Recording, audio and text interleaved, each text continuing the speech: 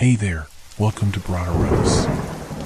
Tonight, we've got hours of chilling horror stories combined with soothing rain sounds to help you relax and sleep.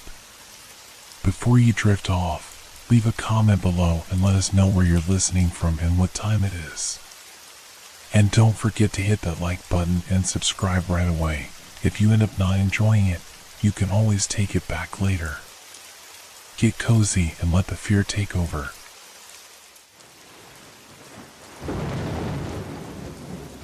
The Island of the Lost. Have you ever wondered what secrets a deserted island might hold? I had always been captivated by tales of unexplored lands and the mysteries they contained. So when my friends and I stumbled upon a map leading to a supposedly uninhabited island, I felt a mix of thrill and unease. We had decided to take a weekend trip, a chance to escape the mundanity of our lives. But little did we know that this journey would lead us into the heart of darkness. The sun hung low in the sky as we sailed toward the island. Its silhouette loomed against the horizon, shrouded in mist. The air was thick with anticipation, but I couldn't shake the feeling that something was off. My friends, Mark, Emily, and Liam, were buzzing with excitement, planning our activities as we approached the shore. I listened, but my mind wandered. What lay ahead? As we anchored the boat and stepped onto the sandy beach, I could feel a chill creeping down my spine. The trees surrounding us were tall and twisted, their gnarled branches reaching out like skeletal fingers. I looked back at our boat, a small safety net in an ocean of uncertainty. "Let's set up camp," Mark suggested, clapping his hands together. We carried our gear inland, deeper into the island's embrace. The sound of waves crashing against the rocks faded as we ventured further from the shore. I glanced back one last time, a lingering thought nagging at me. What if we were meant to stay away? But the others were already laughing, setting up tents and gathering firewood. Their carefree spirits tugged at my reservations, pulling me into their excitement. As night fell, the island transformed. The sky deepened into a blanket of stars, but the shadows around us felt more pronounced. The flickering firelight danced on the trees, casting eerie shapes that seemed to shift and breathe. It was beautiful, yet unsettling. The darkness felt alive, as if it held secrets of its own. I tried to shake off the unease, focusing on the warmth of the fire and the camaraderie of my friends. After hours of laughter and stories, we decided to call it a night. "Let's leave some things out here," Emily suggested, "so we can see if anything happens." I thought it was a strange idea, but shrugged it off. We left a few items, a flashlight, a water bottle, and a pair of sunglasses, laying them down next to the fire, before retreating to our tents. Sleep came fitfully. I tossed and turned, the sounds of the island whispering outside my tent. The rustling leaves seemed to form words, a language I couldn't understand. I woke suddenly, heart pounding, the chill of fear gripping me. Had I heard something? I unzipped the tent just a crack, peering into the night. The fire had died down to glowing embers, and the items we had left behind were still there. I let out a sigh of relief and closed my eyes again, hoping for a peaceful rest. But I couldn't shake the feeling that something was watching us. Morning came, and the sun bathed the island in golden light. I emerged from my tent, stretching and blinking against the brightness. But as I looked around, my stomach dropped. The items we had left by the fire were gone. "Where's the flashlight?" I called out, a knot forming in my throat. Emily and Liam emerged, their faces mirroring my confusion. "It must be around here somewhere," Mark said, but I could see the worry creeping into his eyes. We searched the area, but the items had vanished without a trace. "Maybe we misplaced them?" Liam suggested, though his voice lacked conviction. I wanted to believe him, but an unsettling feeling had settled in my gut. Something was not right about this island. Let's explore further, Mark said, attempting to shake off the tension. We ventured deeper into the forest, the atmosphere thickening with every step. The sunlight struggled to penetrate the canopy, casting long shadows that danced around us. Each crack of a twig beneath our feet felt amplified, echoing in the stillness. It was then that I noticed something peculiar, a trail of footprints leading away from our camp. They were too small to belong to any of us, and they seemed to vanish into thin air. I pointed them out to my friends, and we exchanged nervous glances. Could it be animals? Emily suggested, but the way the footprints disappeared sent a chill down my spine. It felt too deliberate, too uncanny. The excitement we had felt just hours before began to fade, replaced by a growing dread. As we moved further along the trail, my mind raced with questions. What kind of island had we stumbled upon? The air felt heavier, suffocating, and every sound seemed magnified. I glanced back at the path we had taken, suddenly longing for the safety of our campsite. We should head back, I said, my voice barely a whisper. But my friends pressed on, driven by a curiosity that both fascinated and frightened me. The trees closed in around us, their branches reaching out like hands grasping for something just out of reach. And in that moment, I realized this island was alive, and it was hiding something dark beneath its surface. The deeper we ventured into the island, the more I felt the weight of its silence pressing down on us. The trees, with their twisted roots and gnarled trunks, seemed to lean in closer, almost as if they were eavesdropping on our every word. Sunlight filtered through the leaves, casting dappled shadows on the forest floor that danced like fleeting ghosts. "Look at this," Liam called out, kneeling beside a small clearing. He pointed to a patch of earth where the ground was unnaturally bare, the grass trampled down. "It looks like something big passed through here recently." I moved closer, squinting at the dark, damp earth. The outlines of large paw prints were still faintly visible, but they were unlike any animal tracks I had ever seen. "That's too big for a dog," Emily said, her voice trembling slightly. "What do you think it is? Maybe a bear?" Mark suggested, but even he sounded uncertain. I could feel my heart rate quickening, adrenaline pumping through my veins. We were far from civilization, and the thought of encountering a wild animal sent a shiver down my spine.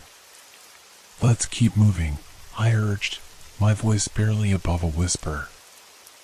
I could sense something lurking just beyond our vision, a malevolence that seemed to pulsate within the very air around us. My friends nodded reluctantly, and we continued along the path, the unease growing heavier with each step. As we walked, the trees began to thin out, revealing a rocky outcrop that overlooked a steep cliff. Below us, waves crashed against jagged rocks, sending sprays of salt water into the air. The view was breathtaking, but the beauty of the scene felt strangely out of place amid the dread that hung over us. "Let's take a break here," Mark suggested, collapsing onto a flat rock. We followed suit, the tension easing slightly as we caught our breath and took in the scenery. But as I glanced down at the churning sea, my thoughts drifted back to our missing items. "Do you think we should go back to check on our camp?" I asked, casting a wary eye toward the forest behind us. "We'll be fine for a little longer," Liam said, his eyes scanning the horizon. "Besides, I want to see what else this island has to offer." After a few minutes of quiet, a sense of normalcy returned, and we shared jokes and stories, trying to shake off the remnants of our fear. Yet, beneath the laughter, I could feel the tension lingering like a shadow. Suddenly, a strange sound broke through our conversation, a low, haunting howl echoed from the forest behind us. My heart skipped a beat, and I exchanged glances with my friends. "What was that?" Emily asked, her voice trembling. "Probably just the wind," Mark replied, though the uncertainty in his tone betrayed him. We listened, the laughter dying on our lips as we waited for the sound to repeat. But there was only silence. Finally, deciding we had lingered long enough, we made our way back down the rocky path toward the forest. As we re-entered the trees, I noticed that the atmosphere had shifted. The sunlight was dimmer now, as if the island itself were drawing the light away, cloaking us in a heavy blanket of shadow. The further we walked, the more distorted the world around us became. The trees leaned in closer, their branches twisting and writhing like snakes. I couldn't shake the feeling that we were being watched, that eyes were following our every move. I quickened my pace, trying to catch up with my friends, who were already ahead of me. "Wait up!" I called, but my voice sounded hollow against the oppressive silence. As we reached our campsite, relief washed over me.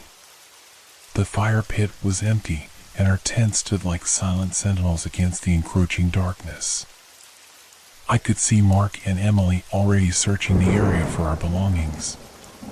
"Still nothing?" I asked, scanning the ground for any sign of the missing items. "Not a thing," Emily replied, her brow furrowed in worry. "Maybe we should have set up camp closer to the water," Liam suggested, glancing toward the shoreline. "It would have felt more secure." Mark shook his head, determination set in his features. "We're not leaving. We can figure this out. Let's make dinner and stay put." As the sun began to set, the sky transformed into a canvas of oranges and purples, but I felt no comfort in its beauty. The chilled night crept in quickly, and we gathered around the fire, trying to distract ourselves with conversation and the warmth of the flames. But as darkness enveloped the island, my earlier fears began to resurface. The shadows lengthened, flickering menacingly in the firelight. I couldn't shake the feeling that we were not alone. Suddenly, a rustling sound broke the uneasy quiet, coming from the trees just beyond our camp. We all froze, our eyes wide as we listened intently. "Did you hear that?" Emily whispered, her voice barely audible. Mark nodded, his jaw clenched. "It's probably just an animal," he said, but his voice lacked confidence. "Should we check it out?" Liam asked, his eyes glinting with a mixture of fear and excitement. "Absolutely not," I replied, my heart racing. "Let's just stay by the fire." But before I could even finish my sentence, the rustling intensified, followed by a series of soft thuds, as if something heavy was moving through the underbrush. My breath hitched in my throat, and I could feel panic rising like bile. "What if it's a bear?" I blurted out, and the color drained from my friends' faces.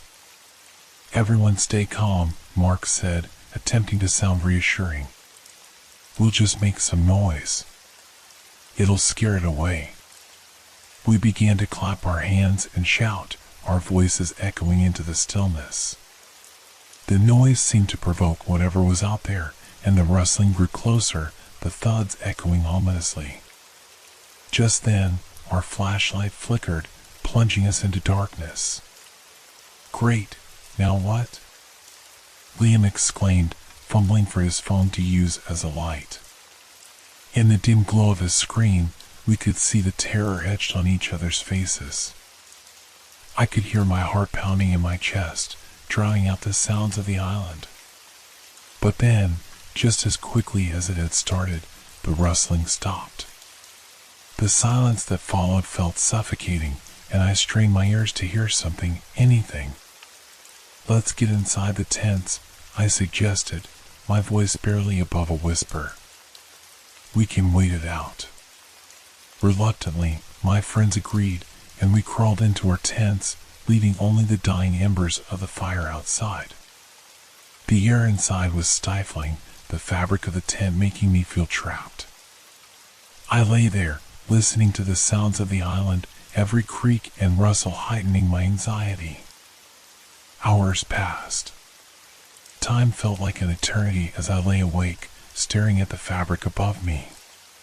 Just when I thought I might drift off, a sudden thought struck me. What if the things we left behind are gone for a reason?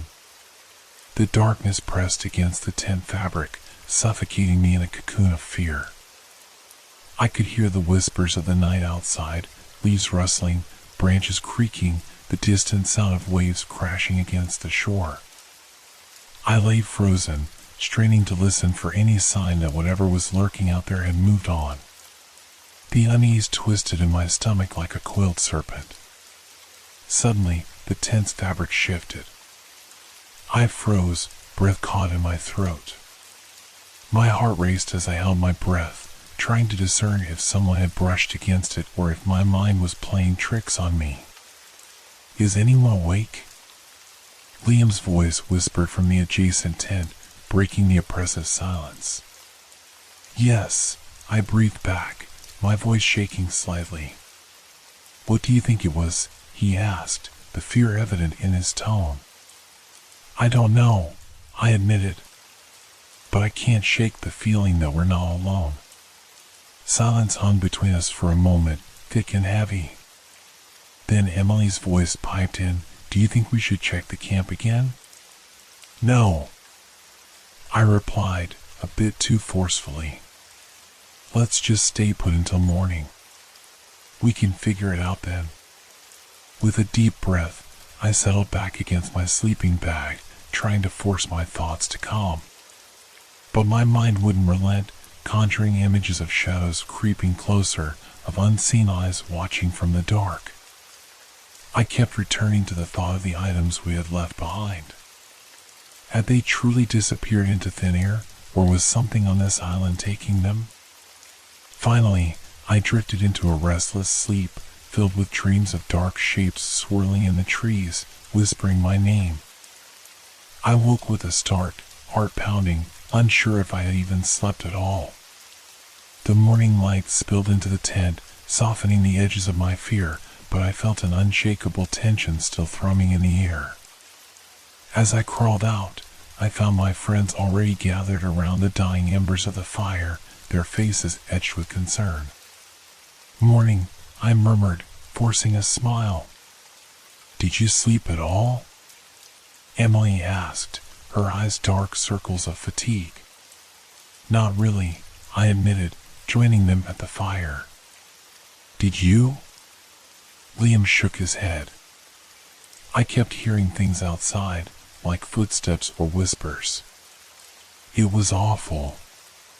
Mark ran a hand through his hair, looking around at the campsite. We need to figure out what's going on, he said, his voice firm. We should check the area where we left our stuff. Reluctantly, I nodded.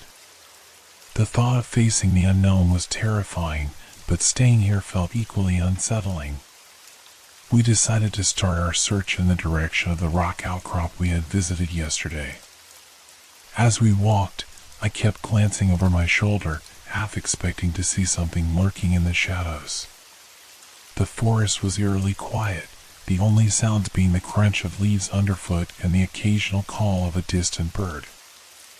I felt the weight of unease growing heavier with each step.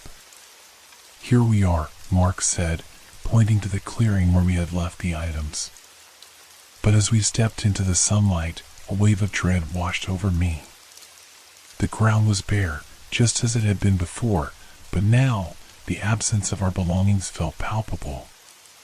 It's like they were never here, I whispered, feeling sick to my stomach. Maybe they were just taken by an animal, Emily suggested, though her voice lacked conviction. I shook my head. There's something else going on. This doesn't feel right. As we searched the area for any signs of what had happened, I noticed something unusual in the grass, a shiny object glinting in the sunlight. I knelt down to investigate and found a small, broken piece of glass, smooth and polished. "Look at this," I called out to my friends. Mark came over, peering down at the shard in my palm. "What do you think it is?" "Maybe a part of a bottle?" I replied, but deep down, I felt something darker about it, like it didn't belong to our world. Just then, a rustling sound broke through the air, and we all froze, hearts racing. "What was that?" Liam asked, his eyes darting around. "Stay together," Mark ordered, his voice steady. As we turned slowly, a figure emerged from the shadows of the trees, a tall, dark silhouette. My breath caught in my throat. It stood still, the light playing tricks on my eyes, making it hard to discern what it truly was. "Who's there?" Mark called out, trying to sound braver than I felt. The figure stepped forward, and relief washed over me as I recognized it was just a tree trunk, twisted and warped by years of weathering. But the fear had gripped my heart tightly, making it hard to breathe. "Let's get back to the campsite," I suggested, my voice barely a whisper. We retraced our steps, the shadows growing longer and the air heavier with an unshakable sense of dread. My mind raced with thoughts of what could be lurking just beyond our vision, waiting for the perfect moment to strike. As we reached the campsite, I spotted something out of the corner of my eye, a flash of color against the dullness of the earth. "Wait, over there." I pointed to a spot near the fire pit. We moved closer, and my heart sank. It was Emily's bright red jacket, the one she had draped over a branch the night before. But it was lying in a crumpled heap, dirted and torn. "Emily, is this yours?" I asked, my voice trembling. "Yes. I left it right here," she said, confusion etched on her face. "Why is it all torn up?" Liam murmured, kneeling down to inspect it. "It looks like something dragged it," I said, a sense of dread settling in my gut. "But why?" Before we could process what was happening, the sound of footsteps broke through the silence again, this time louder, closer. "Run!" Mark shouted, and we took off toward the tree line, our hearts pounding in our chests. The branches whipped against us as we stumbled through the underbrush, desperation fueling our speed. "Where are we going?" I gasped, glancing back over my shoulder. "Just keep moving," Mark yelled, determination burning in his eyes. We darted through the trees, adrenaline pushing us forward, but the sound of footsteps grew louder behind us. I could feel the ground trembling beneath our feet, as if something enormous was pursuing us, unseen yet terrifyingly close. Finally, we broke through the dense foliage and stumbled into a small clearing. I stopped, gasping for breath, but as I looked back, my heart dropped. There was nothing behind us, no sign of whatever had been chasing us. "Where did it go?" Emily panted, glancing around in confusion. "I don't know," I replied, my heart still racing. "But we can't stay here." Mark nodded, his eyes scanning the surroundings. "Let's find a place to hide. We need to figure out what's going on." As we moved deeper into the forest, I couldn't shake the feeling that the island was closing in on us, trapping us in its tangled web of shadows and secrets. The thrill of adventure had quickly morphed into a nightmare, and I feared we were not just lost, we were being hunted. The dense forest seemed to swallow us whole as we ventured deeper, the shadows lengthening around us like creeping vines. My heart raced, each thump echoing in my ears as I exchanged worried glances with my friends. The air was thick with tension, a palpable fear that settled in my chest and refused to budge. "Do you think we lost it?" Emily asked, her voice shaky as she glanced over her shoulder. "I hope so," I replied, though a gnawing doubt churned in my stomach. The oppressive silence felt like a warning, the stillness before a storm. Mark led the way, pushing through the underbrush with a fierce determination that both inspired and terrified me. "We need to find somewhere safe," he insisted, urgency coloring his tone. "A place where we can regroup and figure this out." Just as we were about to make our way toward a cluster of boulders up ahead, a low growl echoed through the trees. It reverberated in my bones, sending chills skittering down my spine. "Did you hear that?" Liam whispered, his face pale. "Yes," I managed to say, my throat dry. The growl came again, closer this time, vibrating with a primal threat. We froze, instincts kicking in, each of us scanning the shadows for any sign of movement. "Let's keep moving," Mark urged, and we obeyed, inching cautiously toward the boulders. As we reached the rocks, we huddled together, hearts pounding as we pressed our backs against the cold stone. "What do we do now?" Emily asked, her voice barely above a whisper. "We wait," Mark replied, though I could see the uncertainty flickering in his eyes. Moments stretched into eternity as we held our breath, waiting for the growl to fade. But instead, we heard a series of sharp snaps, like twigs breaking underfoot. "Something's out there," I murmured, my voice trembling. Liam's face was drawn tight with fear. "What if it's still following us?" "Then we need to be ready," Mark said, his jaw set with determination. "If it comes, we'll have to scare it away." I nodded, my mind racing through various scenarios. "What if it's just an animal?" I suggested, desperate to believe it. "Or something worse," Emily countered, her eyes wide with fear. "What if it's what took our stuff?" The very thought sent a wave of nausea crashing over me. "We need to find a way off this island," I said, my voice barely above a whisper. "It's not safe here." Just then, the growl returned, deeper and more menacing, echoing through the trees. My heart raced as I leaned forward, peering out from behind the boulders. In the distance, I could see movement, a shadow flitting between the trees. It was large, too large to be a typical forest animal, its form shifting and blending into the dark. "Is that?" Liam began, but his voice faltered as he strained to see what I was seeing. "I don't know," I replied, fear clawing at my throat. "But we need to stay quiet." We huddled together, our breaths shallow, watching as the shadow moved closer. It paused, almost as if it could sense our presence, and I felt the hairs on the back of my neck stand on end. Then, without warning, it lunged into the clearing, and I caught a glimpse of its form, a creature with sleek, dark fur and gleaming eyes that glinted like shards of glass in the low light. It was unlike anything I had ever seen, a perfect blend of animal and nightmare. "Run!" Mark shouted, and we didn't need to be told twice. We bolted from our hiding place, adrenaline surging through our veins.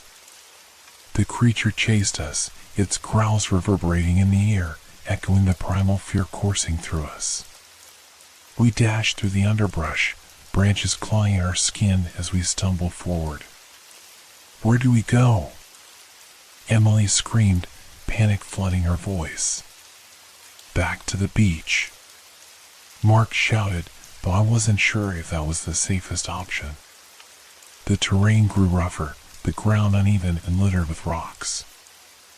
I risked a glance back and saw the creature closing in on us, its eyes burning with an unnatural hunger. "Keep running," I yelled, pushing myself harder, my legs burning with effort. We broke free of the trees and stumbled onto the sandy beach, the ocean stretching out before us like an endless abyss. The water crashed against the shore, the sound thunderous as we skidded to a halt, panting for breath. "Now what?" Liam gasped, looking back at the tree.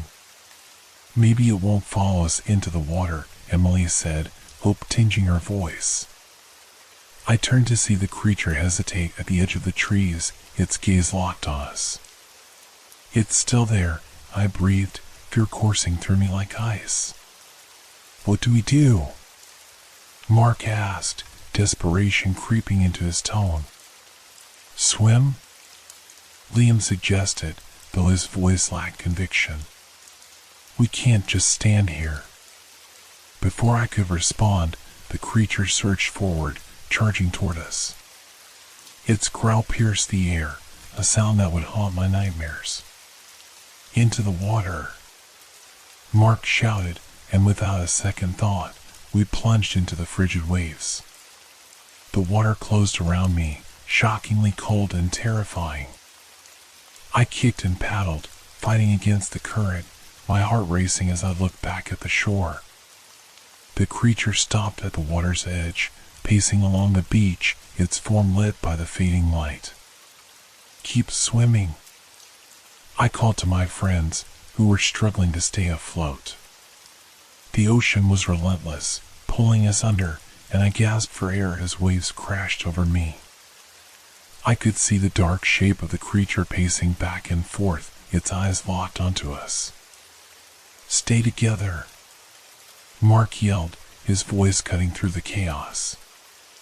As we swam further out, the water grew deeper, the sandy bottom giving way to an unsettling darkness. I could feel my limbs growing tired, panic rising as I fought to keep my head above water. Where do we go? Emily cried, her voice trembling. Out past the break, Mark shouted, pointing toward the horizon. If we can reach deeper water, maybe we'll be safe. With renewed determination, we swam toward the open sea, our bodies screaming for respite. The creature remained at the shoreline, a dark silhouette against the twilight sky, its growl a chilling reminder of our peril. I focused on the horizon, pushing through the waves, ignoring the exhaustion threatening to pull me under. We needed to get far enough away from the island, from the thing that hunted us. Keep going, I shouted, my voice hoarse. As we swam further out, the darkness of the ocean surrounded us, deep and unfathomable. I glanced back one last time, seeing the creature watching us from the shore, its form melding into the shadows of the trees. Then, as the last light of day faded, I felt an unsettling sense of relief wash over me. We had escaped, for now. But even as we fought against the current, I couldn't shake the feeling that the island still had its grip on us, that our battle was far from over. As we paddled through the cold embrace of the ocean, my body screamed for rest, but my mind raced with fear. The sound of the waves crashing against our bodies drowned out my thoughts, but the image of that creature was burned into my mind.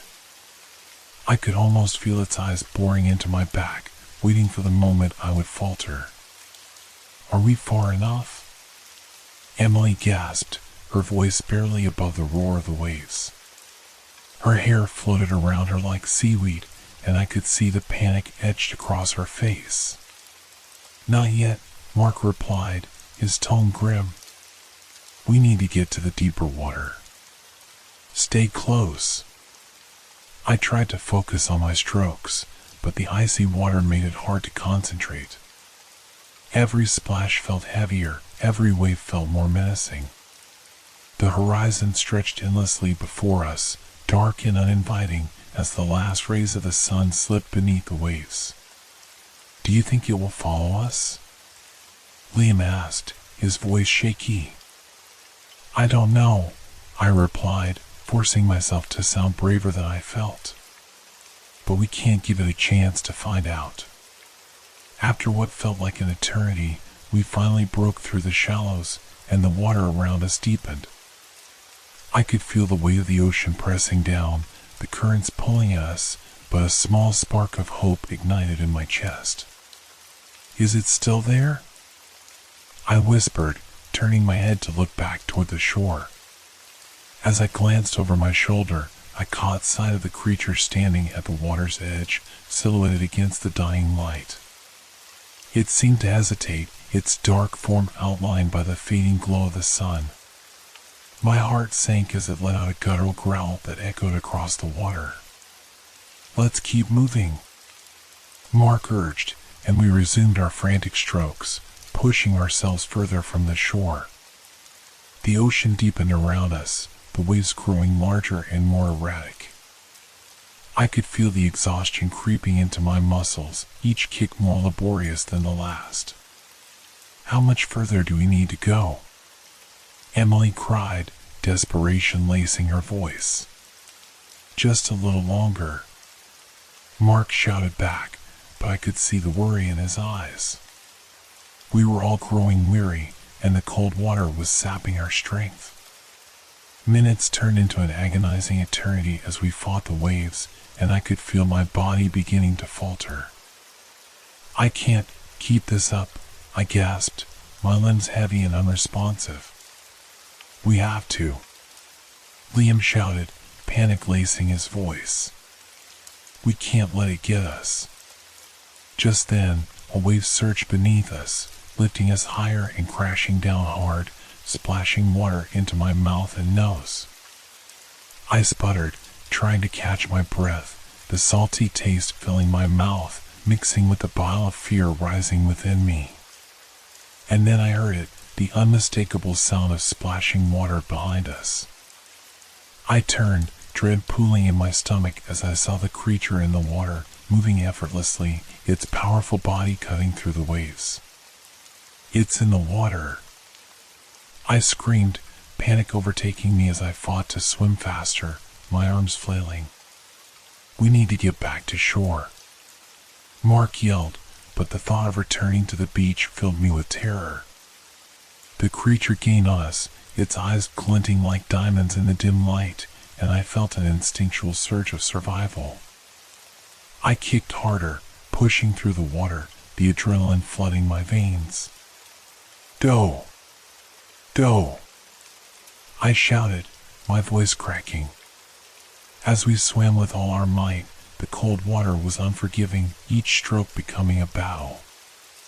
I could feel the creature's presence behind me, an ominous shadow, a reminder of the danger lurking just below the surface. "We can't let it catch us," Liam cried, his breaths coming in desperate gasps. I turned to look again, and my heart dropped. The creature was closer now, the water churning around it as it surged forward. It moved with a speed and grace that made my insides twist with fear. "Get down! Swim under the waves!" Mark shouted, and without thinking, I dove beneath the surface, the cold water enveloping me like a heavy blanket. I held my breath, kicking frantically, but the darkness below felt suffocating. I could feel my lungs burning, my body screaming for air, but I forced myself to keep going, pushing deeper, praying the creature wouldn't follow. Time seemed to stretch as I swam through the icy depths, the world above me fading into silence. I could hear my heart pounding in my ears, and I fought against the urge to resurface, to gasp for breath. Suddenly, I felt something brush against my leg, and I froze, my heart stopping in my chest. Was it the creature? I kicked wildly, panic flooding my senses as I propelled myself upward, breaking the surface with a desperate gasp. Air rushed into my lungs, and I quickly looked around, scanning the horizon. My heart sank as I saw the creature circling nearby, its sleek body slicing through the water with predatory grace. "Where are the others?" I yelled, my voice cracking with fear. "I'm here," Emily called, her voice weak but audible. She was swimming a short distance away, her eyes wide with terror. "Liam! Mark!" I shouted, desperately searching the water for my friends. "I'm right here." Mark's voice came from behind me, and I turned to see him struggling to stay afloat, his arms flailing. "We need to regroup," I yelled, my heart racing as I swam toward him. The creature was still nearby, its eyes locked onto us, the anticipation palpable in the water. It was waiting, watching, as if it was toying with us. Get to the shore, I shouted, swimming toward Mark, who was beginning to tire. But as we swam, I felt the current pulling us in different directions, the ocean's grip tightening around us. We can't give up, I urged, fighting against the waves. We finally reached Mark, and I grabbed his arm, pulling him toward Emily. We have to stick together, I said, my voice strained. Just then, another wave crashed down upon us, and I heard a terrified scream. I turned to see Liam being pulled under, his eyes wide with panic. Help! I can't swim, he shouted, flailing helplessly. Liam! I cried, but the waves swallowed his voice, and I felt a wave of helplessness wash over me. Go back for him, Mark urged, but the thought terrified me. The creature was still out there, waiting for an opportunity. We can't leave him, I shouted, determination igniting within me. Then we go together, Mark said, and without hesitation, we both turned and swam toward Liam, our hearts pounding in sync. As we got closer, I could see him struggling against the waves, panic etched across his face. I'm coming, I yelled, reaching out for him. The current fought against us, but I stretched my arm further, grasping his hand just as another wave crashed over us. I can't hold on, Liam cried, fear gripping his voice. We've got you, Mark shouted, and together we pulled him toward the surface, the three of us fighting against the pull of the ocean. With one final push, we broke through the waves, gasping for air as we clung to each other. We need to get back to the shore, I yelled, looking around frantically for any sign of safety. But before we could make a move, the creature lunged from beneath the surface, its massive body surging toward us. Swim, I shouted, my voice filled with terror as I turned and kicked frantically toward the shore, pulling Liam with me. Go! I'll distract it, Mark yelled, and I felt a rush of panic as I turned to see him face the creature alone. No! Mark! I screamed, but he was already swimming toward it, trying to draw its attention away from us. I couldn't watch as the darkness surged toward him, a shadow against the shimmering water. Instead, I focused on Liam and Emily, urging them to swim harder. Just keep going, I shouted, adrenaline fueling my movements. The shore seemed impossibly far away, the waves crashing against us as I fought against the current, my muscles burning with exertion.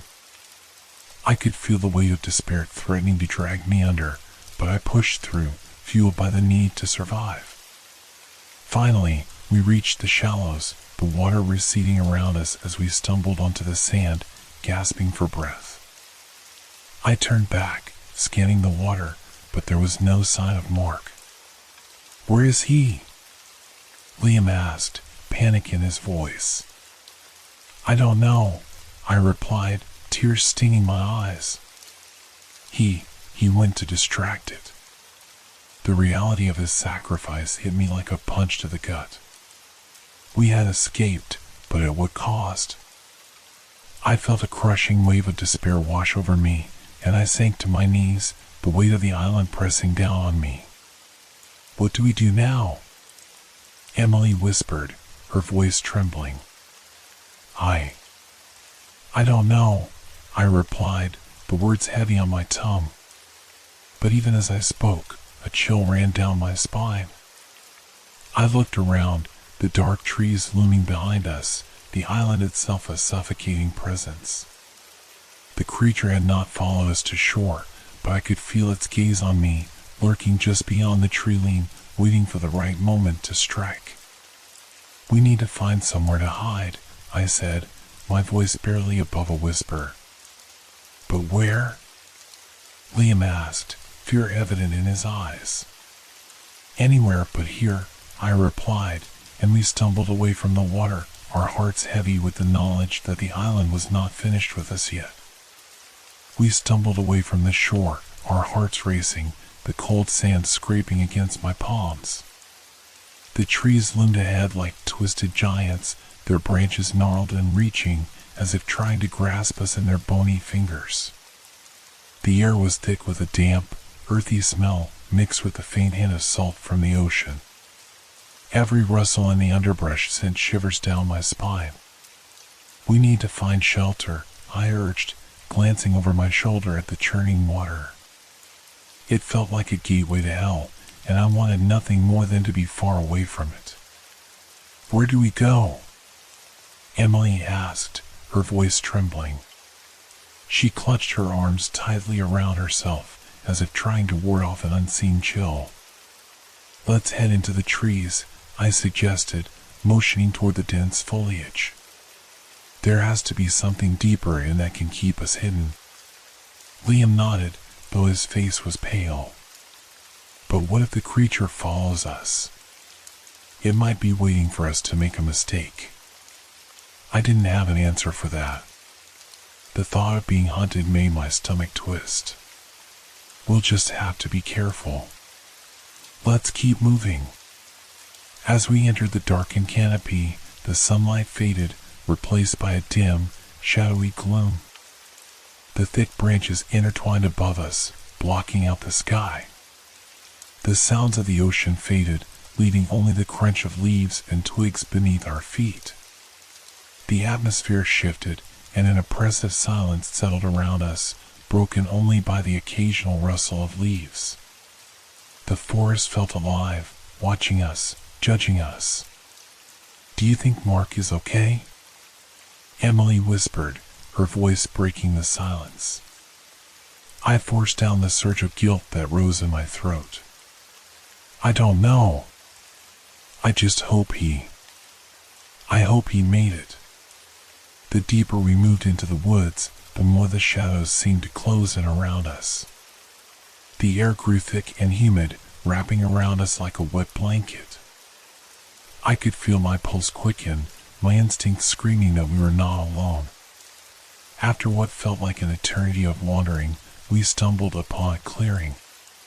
It was a small, open space surrounded by tall, ancient trees that looked like they had been standing for centuries.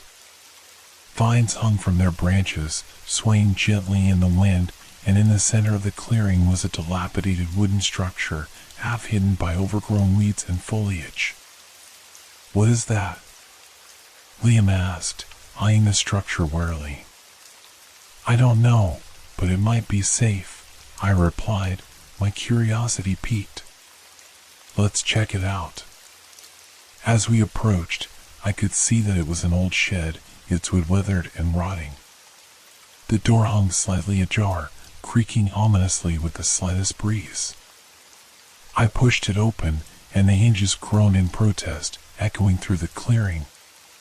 Inside, the air was stale, filled with the musty scent of decay. Sunlight filtered through cracks in the walls, illuminating dust motes that danced in the air. Old fishing gear lay scattered across the floor, tangled lines and rusted hooks glinting in the faint light. Do you think anyone has been here recently? Emily asked, peering into the shadows. I doubt it, I replied, stepping cautiously inside. But we can't be too careful. Let's search for anything useful. As we rifled through the items, I couldn't shake the feeling of unease. The silence of the forest felt heavy, pressing down on me, and I kept glancing at the door, half expecting to see the creature lurking just outside. Look! Liam called, holding up a dusty lantern. Maybe this still works. Good find, I said, taking it from him. We can use it for light. We need to know what's around us. I fumbled with the lantern, managing to find a small reserve of oil hidden beneath a pile of tangled fishing nets. With a flick of a match, the lantern flared to life, casting flickering shadows around the room. "Now we can see," I said, feeling a slight sense of relief. As the light spread, I noticed something on the far wall, a faded map, tacked haphazardly to the wooden boards. "Guys, come look at this." They joined me, peering closely at the map, their expressions shifting from confusion to intrigue. "It looks like a map of the island," Emily said, tracing her finger over the lines. "But it's old. Some of these places don't even exist anymore. Look at this." I pointed to a mark near the center of the island where a large X was drawn. "What do you think it is?" "Maybe it's a location," Liam suggested, squinting at the markings. "But why would it be marked?" "Treasure?" Emily offered, trying to lighten the mood, but I could see the fear in her eyes. "We can't focus on treasure right now," I said, trying to keep us grounded. "We need to find out if it leads us to safety or something worse." Suddenly, a sharp rustle outside the shed made my heart stop. I turned toward the door, holding my breath, straining to listen. "Did you hear that?" I whispered, gripping the lantern tightly. Liam nodded, his face pale. It sounded close. I set the lantern down and moved toward the door, peering out into the shadows of the forest. The trees swayed gently in the wind, but the feeling of being watched lingered. "Maybe it's just an animal," Emily said, though her voice trembled. "Maybe," I replied, but I didn't believe it. Something felt off, as if the very trees were holding their breath, waiting for something to happen. "Should we stay here?" Liam asked, his eyes wide with fear. "For now," I said, trying to sound confident. "But we need to keep watch." We huddled together, the flickering lantern casting long shadows against the walls. As darkness enveloped the clearing, the sounds of the forest shifted. The soft whispers of leaves turned into ominous creaks, and the distant hoot of an owl sounded like a warning bell. The night stretched on, and I couldn't shake the feeling of dread that settled over us. I felt the weight of isolation, the crushing realization that we were utterly alone on this island, surrounded by an unseen threat. "Do you think we'll be safe here?" Emily whispered, breaking the heavy silence. I wanted to assure her, to tell her that everything would be fine, but the truth was I didn't know. The shadows felt alive, and I could almost sense something lurking just beyond the edge of the lantern's light. Hours passed, or maybe it was just minutes, but the tension in the air was palpable. My eyes grew heavy, but I fought against sleep, knowing that we needed to remain vigilant. Then, a sound pierced through the night, a low, guttural growl echoing from the darkness. My heart raced as I turned toward the noise, every instinct screaming for me to run. "Did you hear that?" I whispered urgently, my voice barely above a breath. Liam nodded, his face pale with fear. "What was that?" "I don't know," I replied, trying to suppress the rising panic. "But we need to be quiet." The growl sounded again, closer this time, and I felt the ground beneath me tremble slightly, as if something massive was moving through the trees. "We have to go," I urged, my heart pounding in my chest. "No, we can't," Emily insisted, her eyes wide with terror. "What if it's out there?" "We have no choice," I said firmly, the adrenaline surging through me. "We can't wait for it to find us. We need to figure out where that X is on the map." With a determined nod, I grabbed the lantern and led the way out of the shed. The moment we stepped into the darkness, the sounds of the forest swallowed us whole. The growl resonated again, vibrating through the trees, and I glanced back toward the shed, the flickering light dimming behind us. I could feel the shadows closing in, their presence suffocating, as if the very island was conspiring against us. "Stick close," I ordered, moving cautiously through the underbrush, the map clutched tightly in my hand. As we navigated the shadows, I felt a cold breeze sweep past us, carrying the faint sound of whispers, soft, haunting, and unsettling. The feeling of being watched intensified, and I couldn't shake the sense that we were being followed. "Do you hear that?" Liam whispered, his voice trembling. "Yes," I replied, my heart racing. "It's coming from everywhere." We pressed on, the lantern casting feeble light ahead of us. The trees loomed like sentinels, their branches reaching out like claws, and I felt a growing sense of urgency. We needed to find the location marked on the map before it was too late.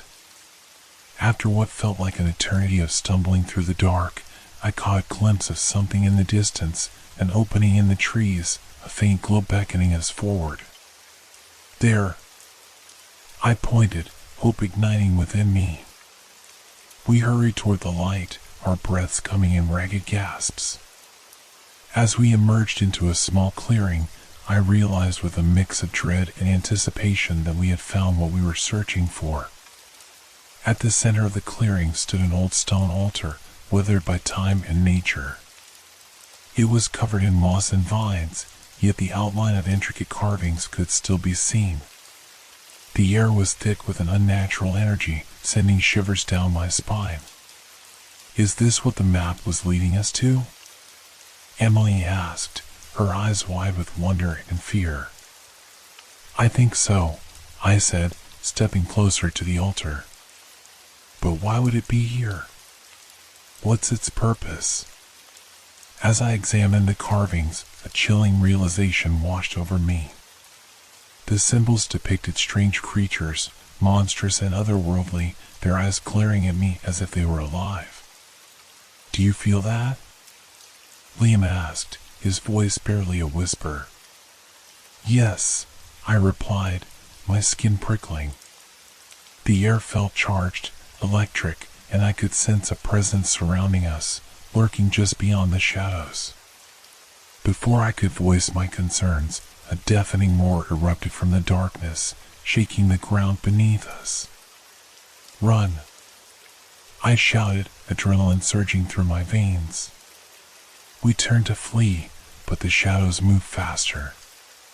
From the depths of the trees, the creature emerged, a grotesque figure, its form shifting and undulating as if made of darkness itself. "We have to make it back to the shed," I yelled, my voice hoarse with fear. We sprinted through the clearing, branches snagging our clothes, the roar of the creature echoing behind us. The lantern swung wildly, illuminating glimpses of the monstrous figure as it chased us, its eyes glowing with malevolent intent. We burst into the shed, slamming the door behind us, our breaths ragged and frantic. "Lock it!" Emily cried, her voice filled with terror. I fumbled with the door, finding a rusty latch to secure it. We pressed against the wood, our hearts pounding in unison as we listened to the sounds outside, the creature prowling, its growls vibrating through the air. "What do we do now?" Liam asked, his eyes wide with fear. "Stay quiet," I whispered, my heart racing. "Maybe it will lose interest." The growling faded momentarily, replaced by an eerie silence. We stood there, breaths held, waiting for the next move, knowing that whatever lurked outside was hungry and patient. But as the minutes ticked by, I couldn't shake the feeling that the true terror of the island had only just begun. The silence in the shed felt suffocating, each second stretching out as we stood there, hearts pounding in our chests. The dim glow of the lantern flickered, casting elongated shadows that danced along the walls, and I was acutely aware of every creak and sigh of the old building. What if it breaks in? Emily's voice trembled, her wide eyes reflecting the lantern's flickering light. It won't, I assured her, though the uncertainty gnawed at my stomach. We just need to stay quiet and wait for the sun to rise. But as we pressed our ears against the wooden door, the growling outside resumed, low and menacing. It circled the shed, its footfalls heavy on the ground, sending vibrations through the floorboards beneath our feet. I think it's trying to find a way in, Liam whispered, fear palpable in his voice. It's just hunting, I said, trying to sound braver than I felt. As long as we stay quiet, it'll move on. Moments felt like hours as we waited, the darkness outside thickening with every passing minute. I could feel the weight of the creature's presence, a dark cloud pressing against the fragile barrier of our shelter. Suddenly, there was a loud crash against the side of the shed, and we all jumped, gasping. What was that? Emily cried, her voice rising in pitch. Something hit the shed, I replied, adrenaline coursing through me. Stay back. I inched toward the window, careful to keep the lantern's light dim. Peering through the grimy glass, I caught a glimpse of the creature, its massive, shadowy form outlined against the faint light of the moon. It prowled near the entrance, muscles rippling beneath its dark, bristly fur. It's just waiting, I said, feeling my heart rate spike. If we can just hold out until dawn. But the creature was not giving up easily. With another crash, it slammed its weight against the door, rattling the old wood. I stepped back, my mind racing. We need to find something to barricade the door. Liam looked around frantically, spotting a heavy fishing crate in the corner. Help me with this.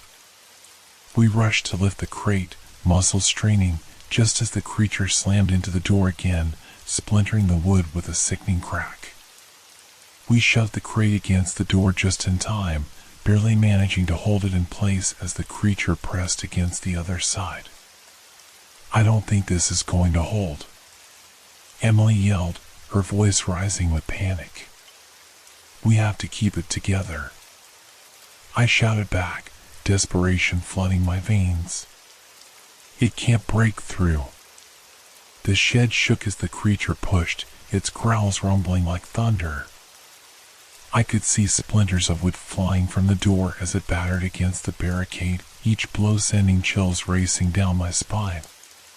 What if it gets in? Liam asked, his voice a raw whisper. Then we fight, I replied, but my mind was racing with thoughts of how we could possibly defeat something so powerful. The adrenaline surged through me, sharpening my focus, but also amplifying my fear. As we pressed against the crate, I could feel the cold sweat dripping down my back. Time stretched, every moment laced with dread. The growls outside intensified, and I could sense the creature's frustration. Then, with a bone-jarring crash, the crate shifted, and a gap appeared at the base of the door. It's getting in, I shouted, panic rising. Hold it. Liam strained against the door, his face set in determination. We pushed with every ounce of strength, our bodies screaming in protest. The lantern flickered ominously, threatening to go out at any moment. In that moment of chaos, a plan began to form in my mind. We need to distract it. If we can lure it away from the door, we might have a chance. Are you crazy? Emily protested, her eyes wide. It'll kill you. No, it won't, I insisted, urgency tightening my chest. It wants us alive. We just have to create a diversion. Liam looked at me, his eyes searching mine. What do you want to do? Find anything we can throw. We'll create a noise to draw it away. Emily hesitated, glancing at the door as another powerful blow rocked the shed. Okay, she said finally, her voice shaky but resolute. I'll look for something. As she rummaged through the shed, I focused on the door, my pulse racing. The creature continued to push against the barricade, and I could see the crate sliding closer to the doorframe. "Here!" Emily shouted, holding up a rusted metal bucket. "What do I do with this?" "Throw it as far as you can," I instructed, stepping back to give her space. With a determined nod, she hurled the bucket out the window. It clanged loudly against a rock outside, echoing in the stillness of the night. The creature paused, its growl ceasing momentarily as it turned toward the noise. "Now!" I shouted, hoping against hope that it would work. The moment it turned, I pushed against the door with Liam, using all my strength to keep it secure. The growl returned, but it was distant now, drawn away by the sound of the bucket. "It's working!" Liam gasped, relief flooding his face. Emily's eyes sparkled with hope. "What now?" "We move," I said firmly. "While it's distracted, we need to find another way out of here." We crept toward the back of the shed, the lantern's light flickering as we slipped into the shadows. The growls faded, but the tension remained thick in the air. I scanned the interior, searching for another exit. "There!" I pointed to a small window at the back, barely large enough for us to squeeze through. "Can we fit?" Liam asked, glancing at the opening doubtfully. "We have to try," I said, urgency driving my words. With Emily in front, we hurried toward the window. I hoisted her up, helping her wriggle through the narrow space. "Quickly," I urged as she landed outside with a soft thud. "Liam, go next," I said, boosting him up. He was larger than Emily, and I held my breath as he squeezed through the opening, the frame creaking under his weight. Once he was outside, I climbed up next, feeling the sharp edges of the wood digging into my sides as I pushed through. I landed on the forest floor with a soft thump, the damp earth greeting me like a welcoming embrace. The night air was cool against my skin, and I turned quickly to help Liam pull the window shut, hiding any signs of our escape. "Where do we go now?" Emily whispered, scanning the shadows. "We follow the map," I said, my voice steady. "We need to get to the X before it finds us again." I took a deep breath, heart racing with anticipation as I retrieved the map from my pocket. The markings felt foreign in my hands, but there was a sense of urgency driving me forward. The three of us moved quietly through the underbrush, the beam of the lantern guiding us through the darkness. Every rustle of leaves made my heart leap into my throat, the forest alive with the sounds of the night. As we navigated the winding paths, I felt the air shift, the weight of the island pressing down upon us. I couldn't shake the feeling that we were being watched, and I had to fight against the overwhelming urge to look over my shoulder. "Do you think we're safe?" Emily asked, her voice barely above a whisper. "I don't know," I replied, my eyes scanning the shadows. "But we can't stop now." The path narrowed, and the trees closed in around us, the darkness thickening with each step. We pressed on, determined to reach our destination, but I could sense the creature lurking somewhere in the shadows, its presence a constant reminder of our precarious situation. Finally, after what felt like an eternity, we reached the edge of the clearing. The map indicated we were close to the marked location, and a sense of both dread and hope washed over me. "There it is," I pointed to a cluster of ancient stones ahead, overgrown with vines and moss. As we approached, the atmosphere shifted, the air thickening with an unsettling energy. I could feel it, an ancient power radiating from the stones. "What do you think it is?" Liam asked, glancing at the strange formation. "I don't know," I replied, my heart pounding in my chest. But we need to find out. It might be our only chance to understand what's happening on this island. As we stepped into the clearing, the shadows seemed to deepen, swirling around us like a living entity. The stones loomed ahead, etched with strange symbols that pulsed with an otherworldly light. Should we touch them? Emily asked, hesitating. Let's just observe for now, I said, instinctively taking a step closer. The moment I approached the stones, a rush of energy surged through me, igniting every nerve ending. The symbols glowed brighter, illuminating the darkness around us. Do you feel that? Liam said, his eyes wide. Yes, I breathed, the power of the stones enveloping us. Suddenly, a deafening roar echoed from behind us, shattering the moment of awe. It's coming! I shouted, adrenaline flooding my veins once more. We have to hide. Emily urged, panic rising in her voice. Quick, behind the stones. I commanded, and we scrambled into the small crevice at their base, pressing ourselves against the cool stone as the ground trembled beneath us. The roar grew louder, vibrating through the earth. My heart raced as I glimpsed the creature through the gaps between the stones, its eyes glowing with primal fury as it searched for us. It won't find us here, I whispered, trying to quell my racing heart.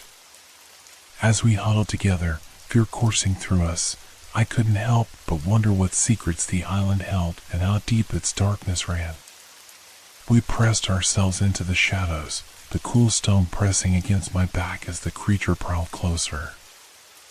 I could see its monstrous form silhouetted against the faint light, moving with a grace that belied its size. Its breathing was ragged, each inhale and exhale reverberating like distant thunder.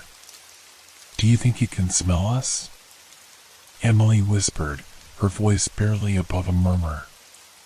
Maybe, I replied, my heart racing. But it can't see us if we stay still. The creature sniffed the air, its elongated snout twitching as it paused just outside our hiding place. My skin prickled with fear as I realized how close we were to being discovered. Suddenly, it let out a deep, guttural growl, reverberating through the clearing and shaking the very ground beneath us. It knows we're here. Liam hissed, eyes wide with terror. Stay quiet, I urged, my throat dry as I fought to keep my breathing steady. The creature seemed to hesitate, its glowing eyes scanning the area. I could feel its gaze sweeping over us, penetrating the shadows with an intensity that sent chills down my spine. Just as I thought it would pounce, it suddenly turned, dashing back into the darkness, the sound of its massive paws thundering through the underbrush. We sat in silence for what felt like an eternity, listening for the telltale sounds of the creature returning. Each creak of the stones above us made my heart race, but slowly, the silence began to settle. Do you think it left? Emily asked, her voice trembling. I don't know, I replied cautiously. But we can't stay here forever. We need to find a way to escape. I took a deep breath and peered around the edge of the stones, scanning the clearing for any sign of movement. The moonlight illuminated the ground, casting eerie shadows that danced with every gust of wind. It seems clear, I whispered, glancing back at Emily and Liam. Let's go, but stay close. We slipped out from behind the stones, the ground feeling unstable beneath our feet as we moved cautiously into the clearing. I kept the lantern low, its light flickering as we stepped carefully over the uneven terrain.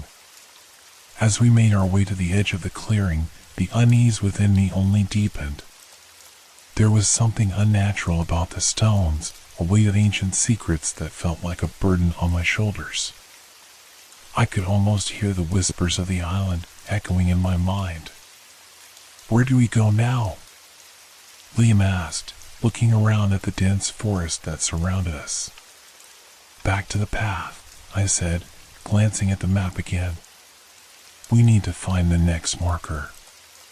It's the only way to figure out what's going on here. As we turned to retrace our steps, I couldn't shake the feeling that we were being watched. The hairs on the back of my neck stood on end, and I glanced over my shoulder, half expecting to see the creature lurking in the shadows. The deeper we moved into the forest, the more oppressive the atmosphere became. The trees loomed overhead, their twisted branches blocking out the moonlight, and the air felt thick, almost suffocating. "I don't like this place," Emily murmured, her voice shaking slightly. "It feels wrong." "Just keep moving," I urged, trying to sound more confident than I felt. "We'll find a way out." Suddenly, the ground beneath us shifted, and I stumbled slightly, catching myself on a nearby tree. "What was that?" I exclaimed, my heart racing. "Did you feel that?" Liam asked, his eyes wide. Before I could respond, the air around us seemed to ripple, a wave of energy pulsing through the ground. It felt as if the island itself was alive, breathing and shifting in response to our presence. "Keep going," I said, trying to shake off the feeling of dread. We pressed on, but I could sense the growing tension in the air, an ominous presence lurking just out of sight. The trees whispered secrets to one another, their leaves rustling as if sharing warnings, and I felt an overwhelming urge to escape. Finally, we reached the next marker on the map, a twisted tree with gnarled roots that seemed to claw at the ground. The trunk was etched with strange symbols, much like the ones on the stones, and I could feel a deep, unsettling energy radiating from it. "What do you think it means?" Emily asked, stepping back, her eyes wide with fear. "I don't know," I replied, examining the symbols. "But it feels significant. Maybe it's another part of whatever is happening here." As I studied the carvings, a sudden rustling noise erupted from the bushes nearby, freezing us in our tracks. My heart raced as I strained to hear, the silence that followed feeling charged with anticipation. "Did you hear that?" Liam whispered, eyes darting around. "Yeah," I said, trying to peer into the darkness. It could be the creature. As if on cue, a low growl emanated from the shadows, sending chills down my spine. The sound was deeper now, resonating with an almost primal intensity. "Run!"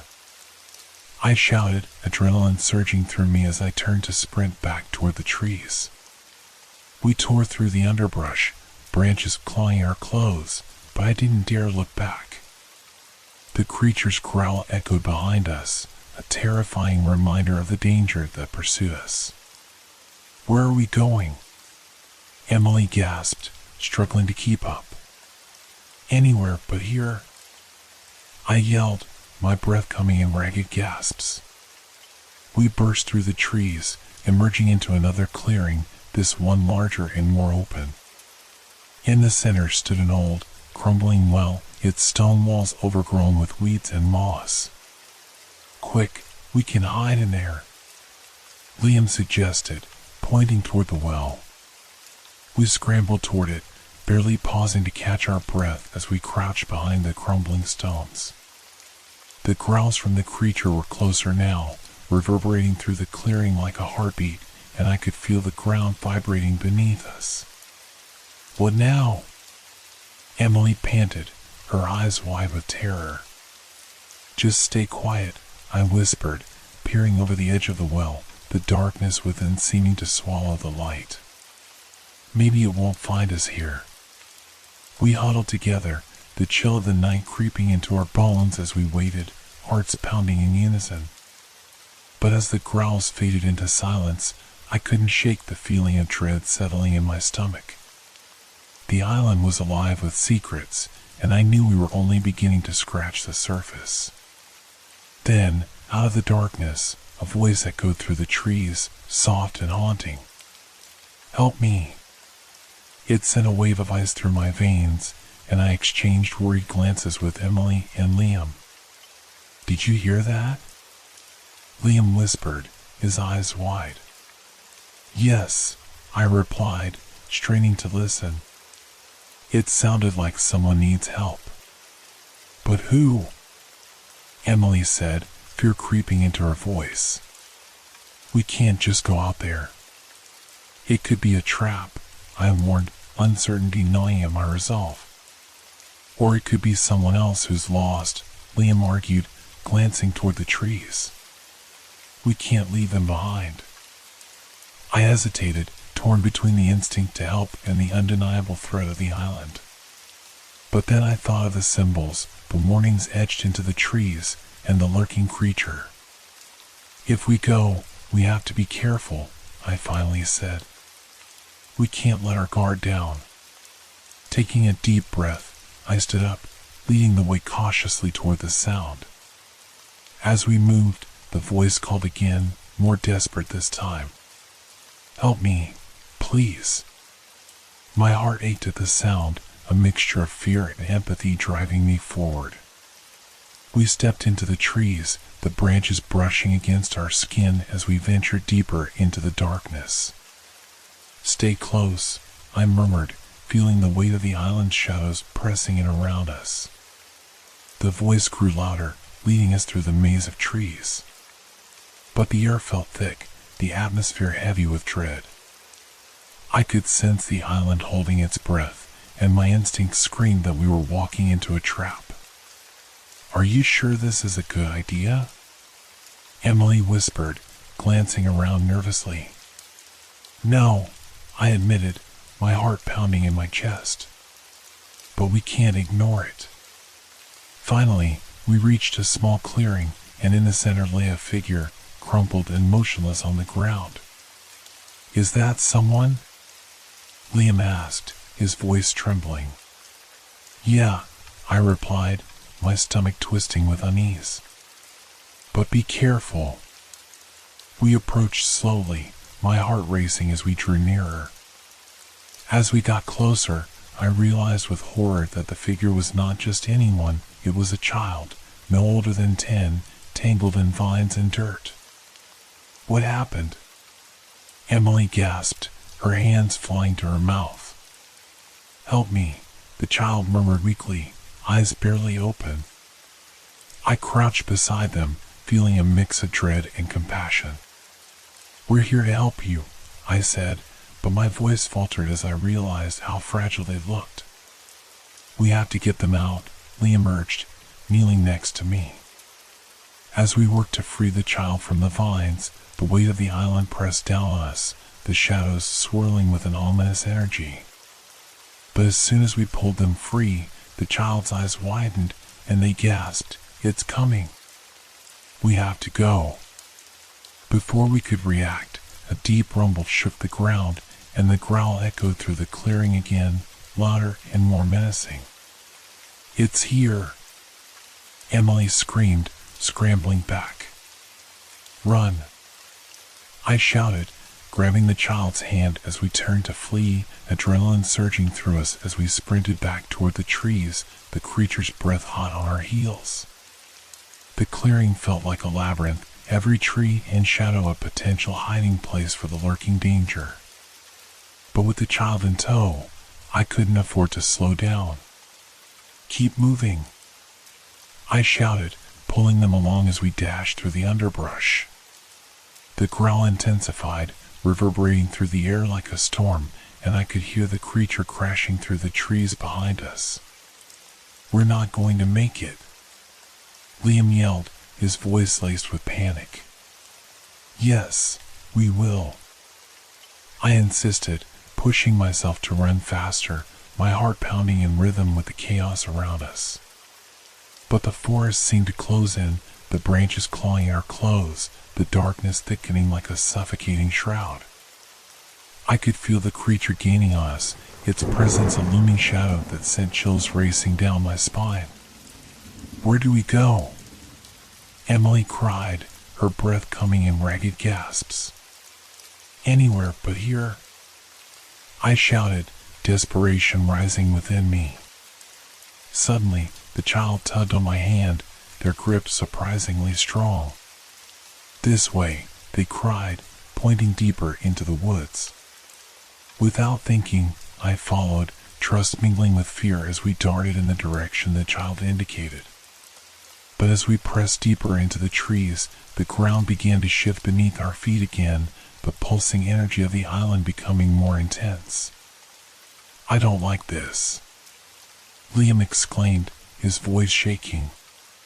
"Neither do I," I replied, glancing back over my shoulder. The growl was deafening now, shaking the very air around us, but I didn't dare look back. We burst through the underbrush into another clearing, but this one felt different, more oppressive, as if the very air was charged with an ancient energy. The child's face was pale, fear etched into their features. "We have to hurry," they urged. "We can't stay here," Emily cried, her eyes darting around in panic. "Where do we go?" Liam asked, his voice trembling as he looked at me for direction. I took a deep breath, trying to shake the fear that threatened to overwhelm me. "We need to find shelter," I said, scanning the area for any sign of refuge. But just as I finished speaking, the growl erupted again, echoing through the clearing with a bone-chilling intensity. "It's too close," I shouted, my pulse racing as I spotted a hollow tree trunk nearby. "Over there." We sprinted toward the tree, diving inside just as the creature barreled into the clearing. My heart pounded as we huddled together, the darkness of the trunk swallowing us whole. I could feel the child trembling beside me, and I reached out to comfort them.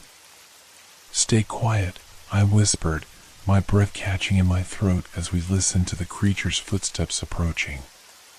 The growl resonated through the clearing, vibrating against the hollow tree, and I could feel the air thickening with tension. But just as I thought it would pass us by, the creature paused, sniffing the air. "It knows we're here," I whispered, dread curling in my stomach. "Please, no," Emily whimpered, her eyes wide with fear. The creature let out a low growl, and I could hear its claws scraping against the ground, a chilling reminder of how close we were to danger. Then, the creature suddenly turned, sprinting away into the woods, its growl fading into the distance. We sat in silence, breaths held as we waited for a sign that it was truly gone. "Is it over?" Liam whispered, his voice trembling. "I think so," I said, my heart still racing. But as we began to emerge from the hollow tree, I felt an overwhelming sense of dread settle over me. The island was hiding its secrets, and I couldn't shake the feeling that something darker was yet to come. With the child safe for now, I glanced around the clearing, the weight of the night settling heavily on my shoulders. "We need to find a way out of here," I said, determination rising within me. "Agreed," Emily replied, glancing at the child, who looked both frightened and resilient. "But how?" "We follow the markers," I said, recalling the map. "Maybe they'll lead us to safety." As we gathered our wits, I could feel the shadows closing in, the whispers of the island urging us to leave. "We need to move," I insisted, my voice steady despite the fear churning inside me. With the child in tow, we ventured back into the trees, determined to unravel the island's secrets and find a way to escape its grasp. But as we stepped deeper into the forest, the sense of unease only grew, a palpable reminder that the island was alive and watching. What awaited us in the depths of its darkness, I couldn't yet comprehend, but one thing was clear: we were in a fight for our lives, and the island had no intention of letting us leave.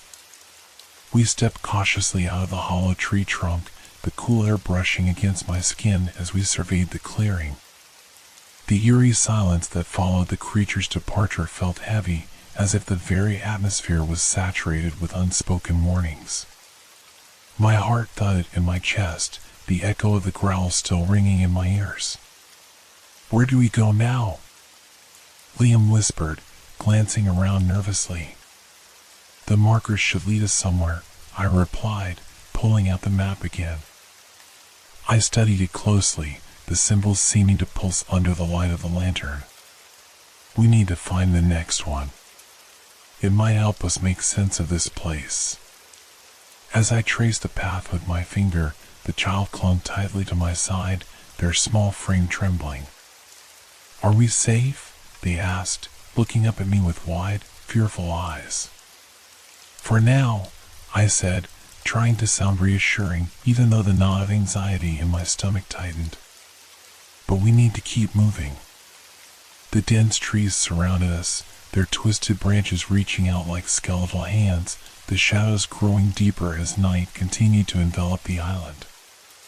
I took a deep breath, the earthy scent of moss and damp soil filling my lungs as I focused on the path ahead. We should head toward the eastern side of the island, I said, looking at the map again. There's a marker nearby that we should be able to find if we keep going. Lead the way, Liam said, his voice barely above a whisper. We ventured forward, navigating through the underbrush, the lantern's light flickering and casting long shadows that danced across the ground. The child walked between Emily and me, their small hand gripping mine tightly as if afraid to let go. As we moved deeper into the forest, I couldn't shake the feeling of being watched. The trees loomed overhead, their gnarled branches blocking out the moonlight, and the air felt thick and suffocating. Every rustle of leaves seemed amplified, my senses heightened by the earlier chase. Do you think the creature will come back? Emily asked, glancing nervously over her shoulder.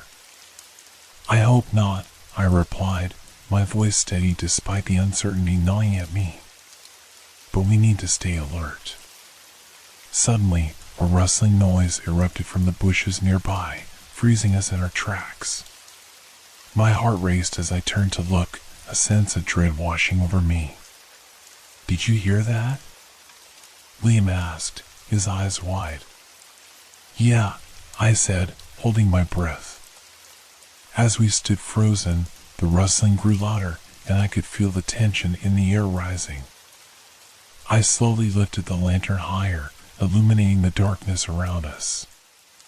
Then, to our relief, a small rabbit dashed out of the bushes, its eyes wide and startled. Just a rabbit, I exhaled, feeling a wave of relief wash over me.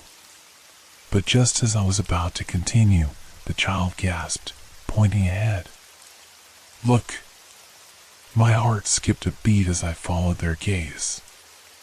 There, partially hidden by the trees, was a massive stone structure, covered in vines and moss, its surface etched with the same strange symbols we had seen on the earlier stones. What is that? Emily breathed, her fear momentarily forgotten as curiosity took over. I don't know, I replied, stepping closer. But it looks important. As we approached the stone structure, I could feel the air change around us, charged with energy and mystery. The symbols seemed to glow faintly in the lantern light, pulsating like a heartbeat. Do you think it's safe to go inside? Liam asked, eyeing the entrance cautiously. We need to see what it is, I insisted, stepping forward. Maybe it's another clue. With a shared look of trepidation, we entered the stone structure. The inside was dark, the walls covered in ancient carvings that twisted and curled, telling stories long forgotten. The air was cool and damp, and I felt a shiver run down my spine as I took in the sight. Look at these markings, I said, tracing my fingers over the carvings. They look like some kind of language. Or warnings, Emily replied, her voice barely above a whisper. In the center of the room stood a pedestal, an intricately carved stone that appeared to shimmer with an otherworldly light. What do you think it is? I wondered aloud, stepping closer. As I reached out to touch the surface, the air crackled with energy, and a sudden surge of warmth pulsed through me. I felt a deep connection to the island, as if it was trying to communicate something profound. Be careful, Liam warned, his voice filled with concern. But before I could respond, the child suddenly stepped forward, reaching for the stone. Wait! I can feel it. Don't! I shouted, grabbing their wrist just in time. We don't know what it will do. The child's eyes widened, a mixture of fear and understanding flashing across their face. But it's calling to me, they whispered, looking at the stone with a longing that sent chills down my spine. It might be dangerous, I insisted, my heart racing. Suddenly, the ground trembled beneath us, and a deep rumble echoed through the chamber, causing the walls to shake. I stumbled back, pulling the child with me as I glanced around in panic. Run! I shouted, leading everyone back toward the entrance. As we fled the stone structure, I could feel the air shifting around us, the energy pulsing in a chaotic rhythm. We burst out into the night, the cool air hitting us like a splash of cold water. What just happened? Liam panted, looking back at the structure as it began to shimmer and fade into the shadows. I don't know, I admitted, my heart pounding. But whatever that was, it's connected to the island. We need to keep moving, Emily said urgently, glancing around the clearing. I don't want to stick around to find out what else might be lurking in the dark. Agreed, I replied, pulling the child closer. Let's find the next marker. It might help us figure out what's going on here. We set off again, our footsteps quiet as we navigated through the trees. The darkness felt thicker now, the shadows deeper, as if the very night was watching us, waiting for the right moment to pounce. The air was heavy with tension, and every rustle in the underbrush made my heart race. I could feel the weight of the island pressing down on us, the secrets buried within its depths clawing at the edges of my mind. As we moved deeper into the forest, the trees seemed to shift and twist around us, their gnarled branches creating a labyrinth of darkness. I felt disoriented, the familiar path turning into a maze of shadows and uncertainty. Are we lost? Liam asked, his voice tinged with fear. No, I replied, trying to keep my tone steady. We just need to find the next marker. It has to be close. But just as I spoke, a chilling wind swept through the trees, causing the leaves to whisper and rustle ominously. I glanced around, feeling an overwhelming sense of foreboding.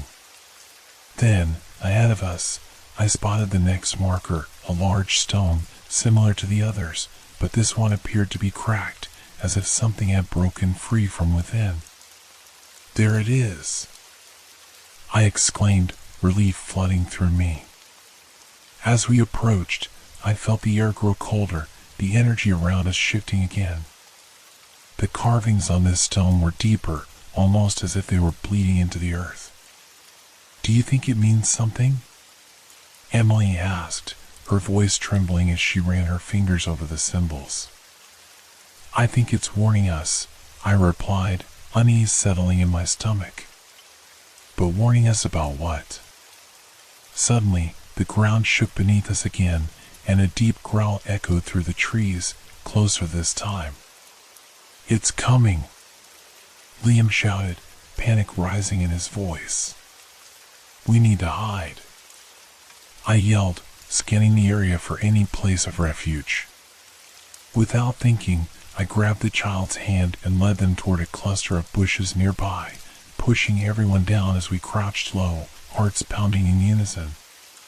The growl intensified, and I could hear the creature crashing through the underbrush, its massive form moving with a ferocity that sent shivers down my spine. Please, don't let it find us, the child whispered, their voice trembling. We're going to be okay, I whispered back, though I felt my own fear rising. We waited, holding our breaths as the creature passed by, its growls echoing through the clearing. I felt the weight of its presence, an overwhelming force that threatened to crush us beneath its gaze. "Where is it?" Emily whispered, her eyes wide with terror. I strained to listen, the tension in the air palpable as we huddled together, desperate for safety. The growl faded, but the sense of dread lingered, wrapping around us like a dark cloud. As the forest fell silent, I dared to peek through the leaves, searching for any sign of danger. But the darkness seemed to swirl, obscuring my vision. "Is it gone?" Liam asked, his voice shaking. "I think so," I replied, my heart still racing. But just as I spoke, the ground shook again, and the creature's growl returned, closer this time, echoing like a death knell through the trees. "We have to move," I shouted, adrenaline surging through me as I pulled everyone to their feet. We sprinted away from the marker, weaving through the trees as the growl reverberated in the night, each sound sending a jolt of fear through my body. "Where do we go?" Emily yelled, her eyes wild with panic. "Anywhere but here," I shouted, pushing forward with determination. We dashed through the underbrush, branches clawing our skin as we ran. My heart raced, the creature's breath hot on our heels. "Keep going," I urged, glancing back to see shadows moving behind us. But just as I turned to flee, I felt a sharp tug on my arm, and I stumbled, falling to the ground. "Help!" the child cried, their voice piercing the night. I glanced up, my heart sinking as I saw the creature looming behind them, its massive form blocking the path to safety. "No!" I shouted, scrambling to my feet.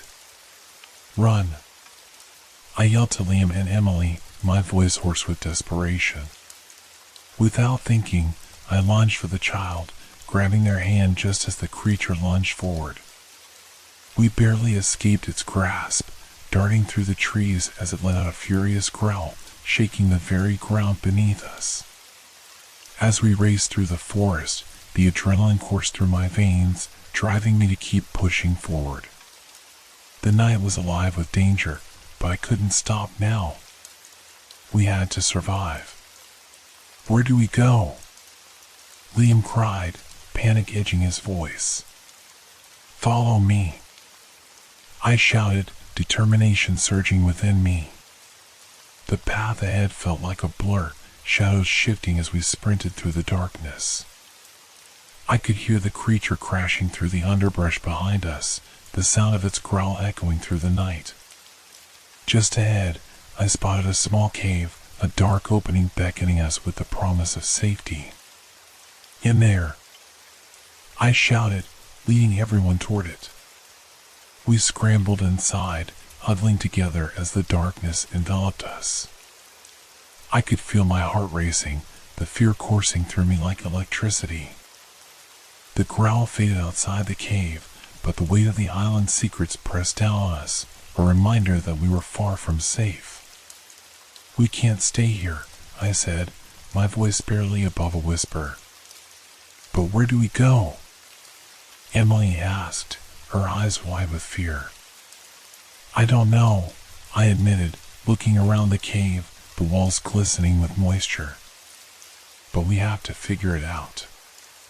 This island is hiding something, and we need to uncover the truth before it's too late." The child looked up at me, their eyes reflecting the lantern's light. "I can feel it," they whispered.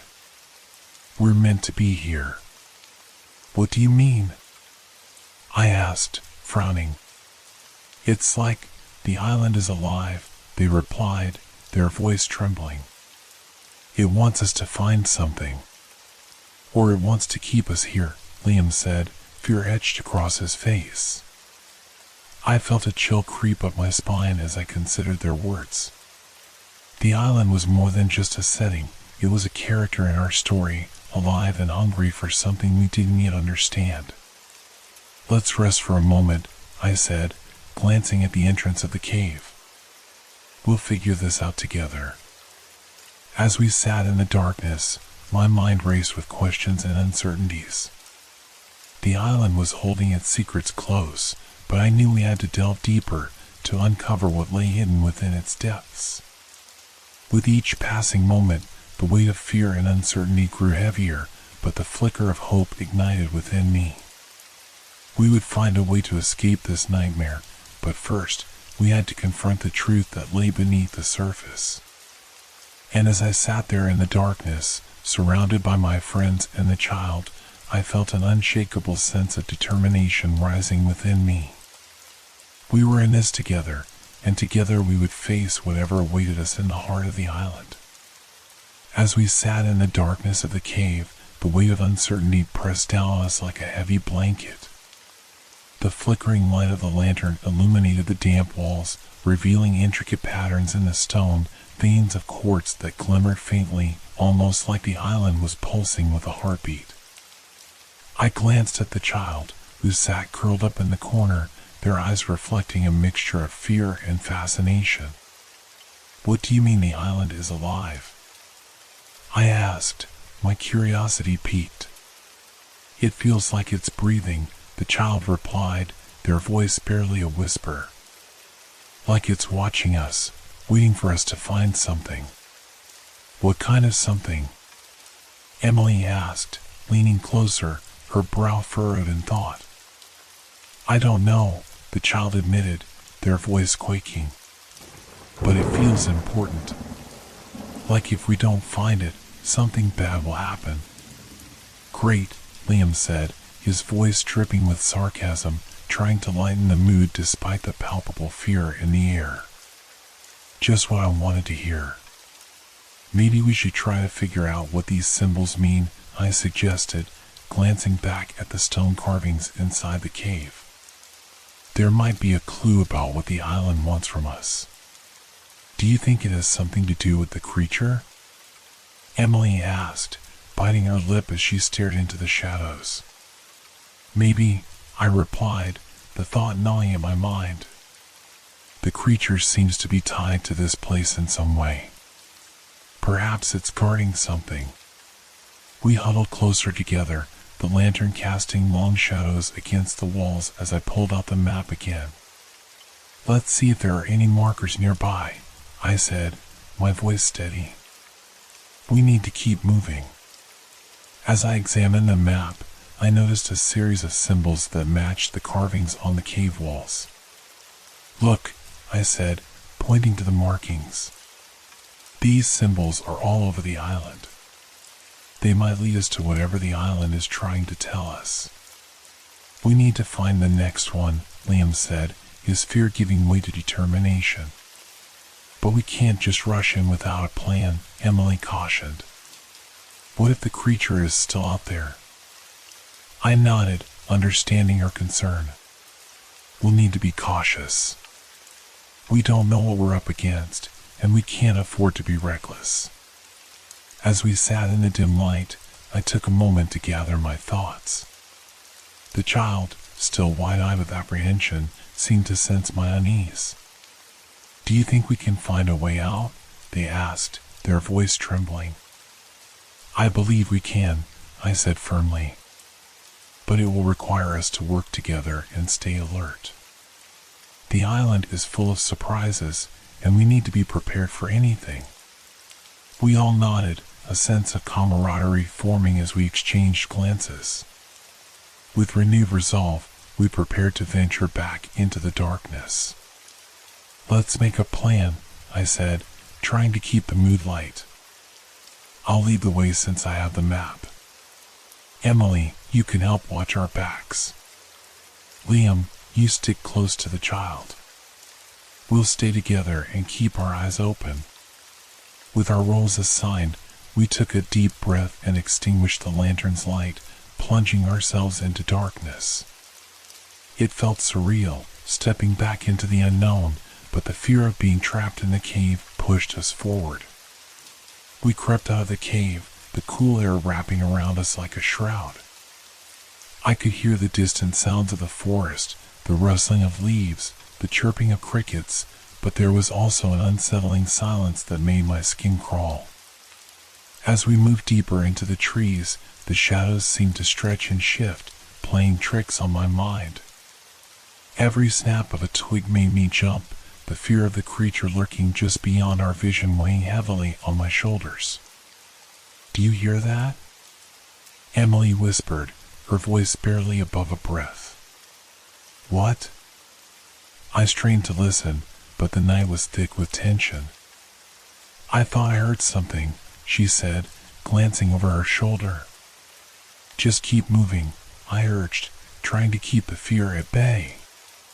"We have to stay focused." We pressed on, the faint glow of the moon barely illuminating our path. The dense foliage closed in around us, creating a labyrinth of shadows. "Look!" Liam pointed ahead, his voice a mixture of excitement and fear. There, in a clearing, stood another stone marker, taller and more imposing than the others. The surface was covered in the same intricate symbols, but this time they glowed faintly, pulsating like a heartbeat. "What do you think it means?" the child asked, stepping forward, their curiosity overcoming their fear. "I don't know," I admitted, feeling a sense of awe wash over me. "But we have to investigate." We approached the marker cautiously, the air charged with energy. The symbols glowed brighter as we got closer, casting an otherworldly light around us. "What if this is a trap?" Emily whispered, her eyes darting around. "I don't think it is," I said, my gut telling me otherwise. "We need to touch it. It might reveal something to us." As I reached out, my fingertips brushed against the surface. The moment I made contact, a surge of warmth shot through me, filling me with an overwhelming sense of purpose. Suddenly, images flashed in my mind, visions of the island's past, its beauty marred by chaos and despair. I saw the creature, not just as a monster but as a guardian, protecting something sacred. "What are you seeing?" Liam asked, concern etched on his face. I don't know how to explain it," I said, my voice shaking. "It's like the island is showing me its memories. It wants us to understand its pain." The child stepped closer, their hand reaching for mine. "I can feel it too," they said softly. "It's sad, so sad." "Maybe it wants us to help," Emily suggested, her eyes wide with realization. "But how can we help?" Liam asked, uncertainty creeping back into his voice. I took a deep breath, trying to process the visions. "We need to find out what happened here. The island is asking us to uncover its secrets." Just then, the ground beneath us trembled, and the creature's growl echoed in the distance, reverberating through the clearing. "We need to go," I urged, pulling the child closer. "Now!" We darted away from the marker, the glow fading behind us as we sprinted through the forest. The branches clawed at our skin, the darkness swallowing us whole as we ran. "Where do we go?" Liam yelled, panic rising in his voice. "I don't know," I shouted back, my heart racing. "Just keep moving." We zigzagged through the trees, the growl growing louder behind us. I could feel the creature closing in, its presence looming like a shadow over our every move. Then, out of nowhere, the ground gave way beneath Liam's feet, and he stumbled, falling into a hidden pit. "Liam!" I screamed, rushing to help him as the earth shook around us. "Get back," he shouted, panic-stricken. "It's too deep." The child cried out, their voice ringing in my ears as I reached for Liam's hand. "I can't hold on. Just grab my arm," I urged, trying to pull him up. But the ground quaked again, and a deep roar echoed through the night, sending shockwaves of terror through us all. "Run!" Liam yelled, struggling to climb out as I felt the creature closing in. I looked back, terror gripping my heart as I saw the creature emerge from the shadows, its eyes glowing with an otherworldly light. "Go!" I shouted to Emily and the child, desperation flooding my voice. "I'll get him. Just go." "No. We can't leave you," Emily cried, tears streaming down her face. "Do it now," I yelled, my voice breaking as I focused on Liam. With a final, desperate push, I managed to grab his arm, pulling him back from the brink. "Hold on tight," I shouted, adrenaline surging through me. But just as I was about to pull him up, the creature lunged forward, its massive form blocking our escape. "Run!" I screamed again, feeling a wave of helplessness wash over me as I fought to hold on. With a surge of strength, I yanked Liam up just as the creature struck, its claws grazing my shoulder. Pain shot through me, but I pushed it aside, focused only on getting us to safety. We stumbled back, narrowly escaping the creature's grasp as we fell into the underbrush, the darkness swallowing us whole. Breathless and shaken, we crawled away from the pit, the sounds of the island echoing around us. "We can't stop," I gasped, glancing back at the shadows. "It's still coming." We sprinted through the forest, the growl of the creature a constant reminder of the danger behind us. The fear surged through me, driving me forward as we leaped between the trees. Finally, we burst into a clearing, the moonlight flooding the space with silver light. I turned to catch my breath, the adrenaline still coursing through my veins. "We made it," Liam panted, his face pale with fear. "For now," I said, my voice steady. "But we can't let our guard down. The island is alive, and we have to uncover its secrets if we want to survive." As we stood in the clearing, I felt a mix of dread and determination. The island was hiding something, and we were running out of time to find it. "Let's keep moving," I said, glancing at the child, who looked up at me with wide eyes. "We need to find the next marker." With renewed resolve, we ventured deeper into the heart of the island, the weight of its secrets pressing down on us. The fear was still there, lurking in the shadows, but so was the promise of discovery. And as we stepped forward into the unknown, I knew we would face whatever lay ahead together. The cool night air swirled around us as we caught our breath in the moonlit clearing, but the haunting growl of the creature echoed in my ears, relentless and ominous. I glanced at Liam, his face ashen and his eyes wide with fear, but there was also a flicker of determination that matched my own. The child clung to my side, their small hand grasping my arm tightly. "Which way?" Emily asked, her voice shaky but resolute as she looked around, the shadows of the trees looming over us like silent sentinels.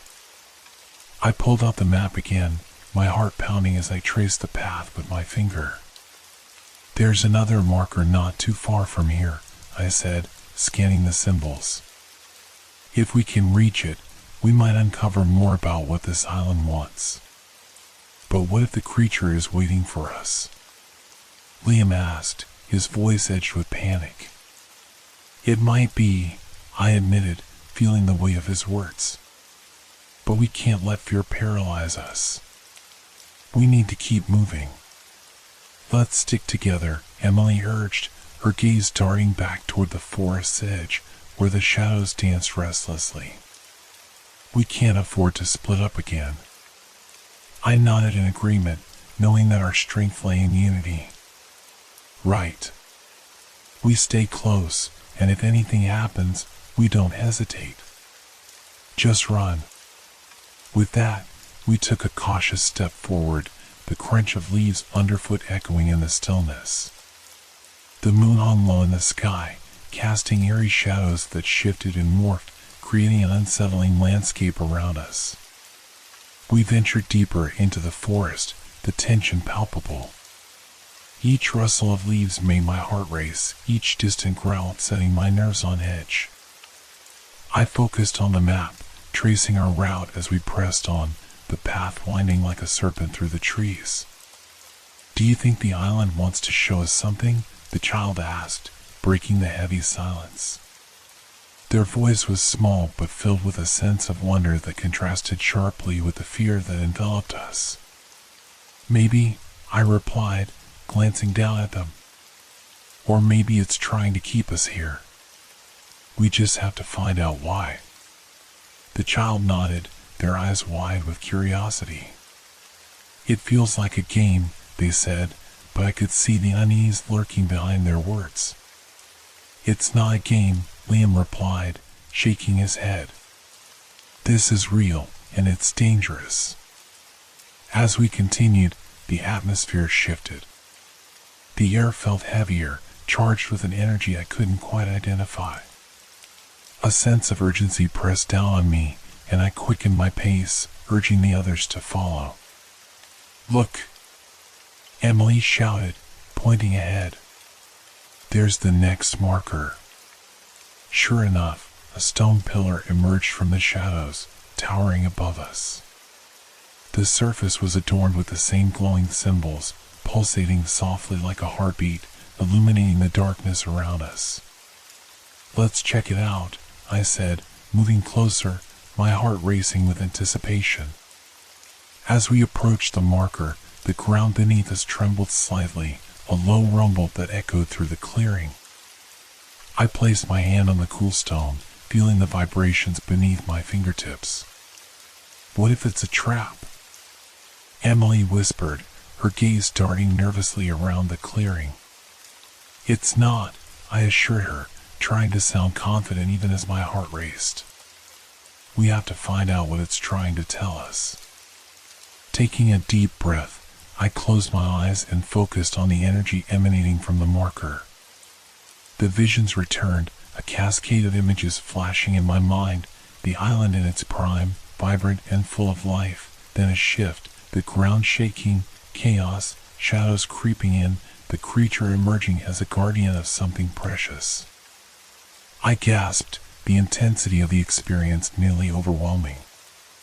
It's showing us how the island was before," I stammered, trying to piece it all together. "It was beautiful, but something happened.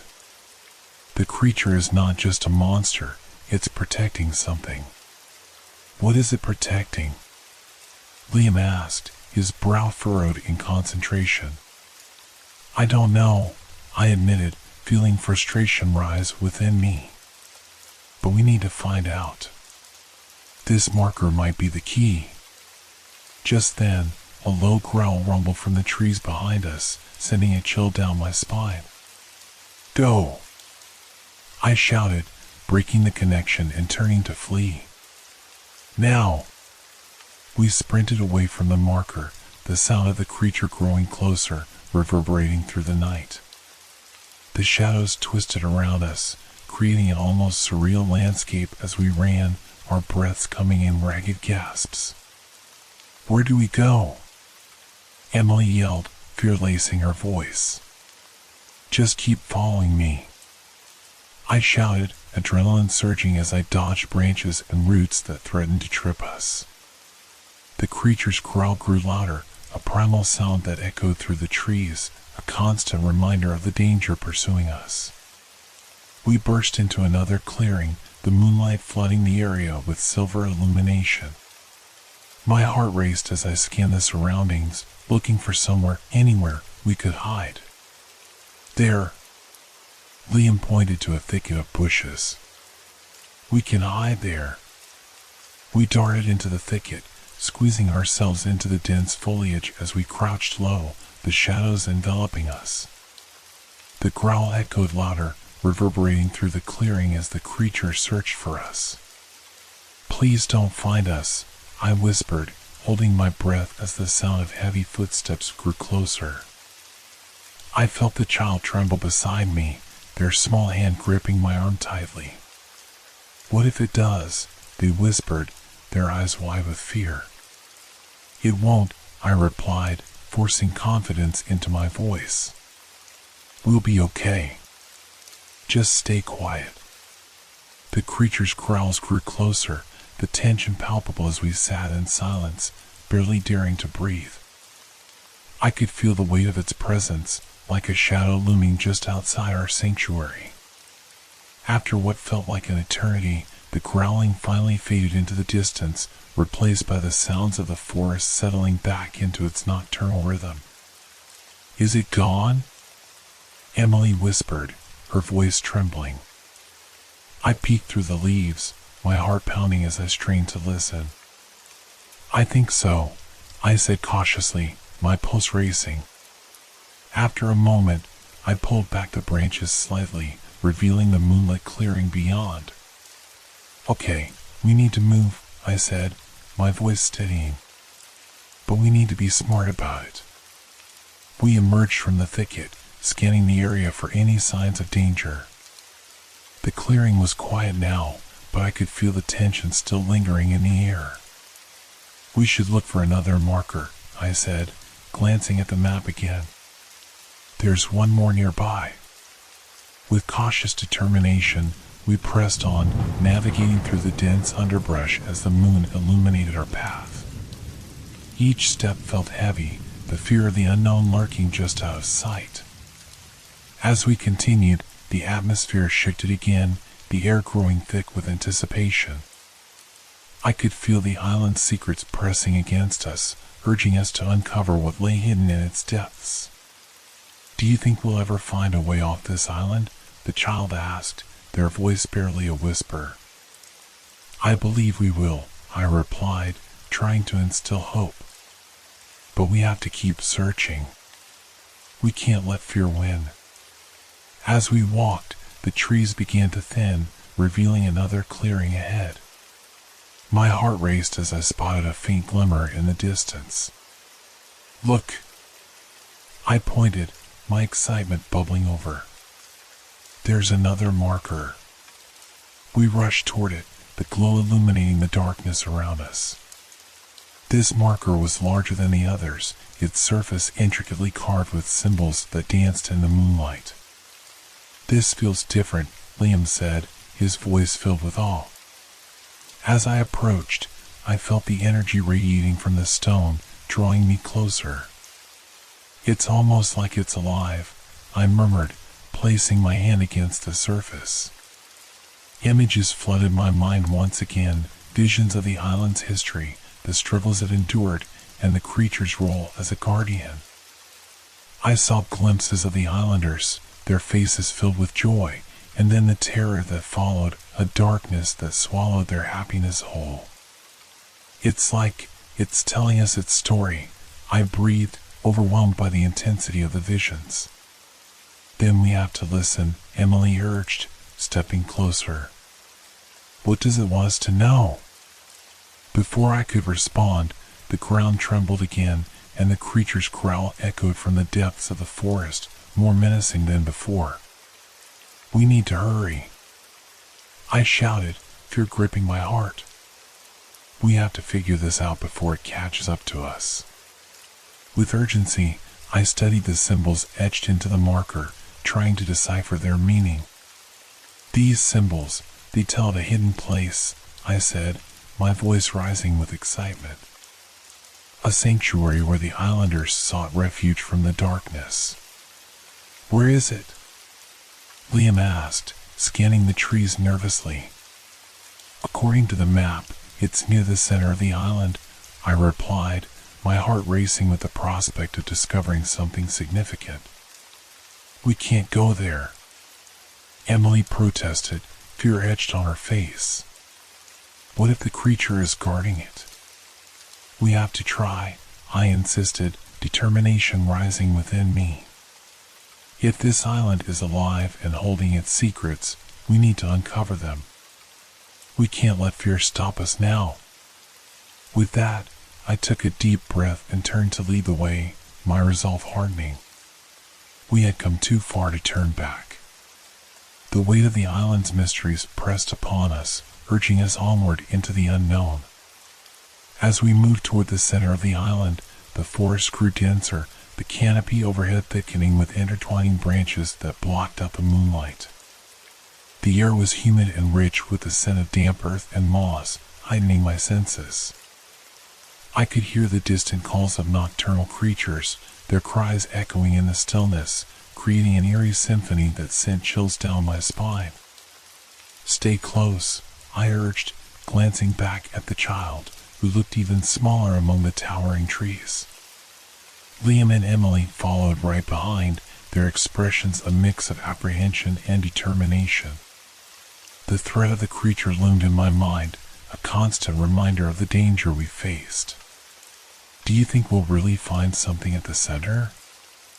Liam asked, his voice barely above a whisper as he brushed aside a low-hanging branch. "I hope so," I replied, trying to keep my voice steady. "If the island has a sanctuary, it might hold the answers we need." As we pressed on, the path grew increasingly overgrown, the foliage closing in around us. I could feel the humidity rising, a thick mist clinging to our skin.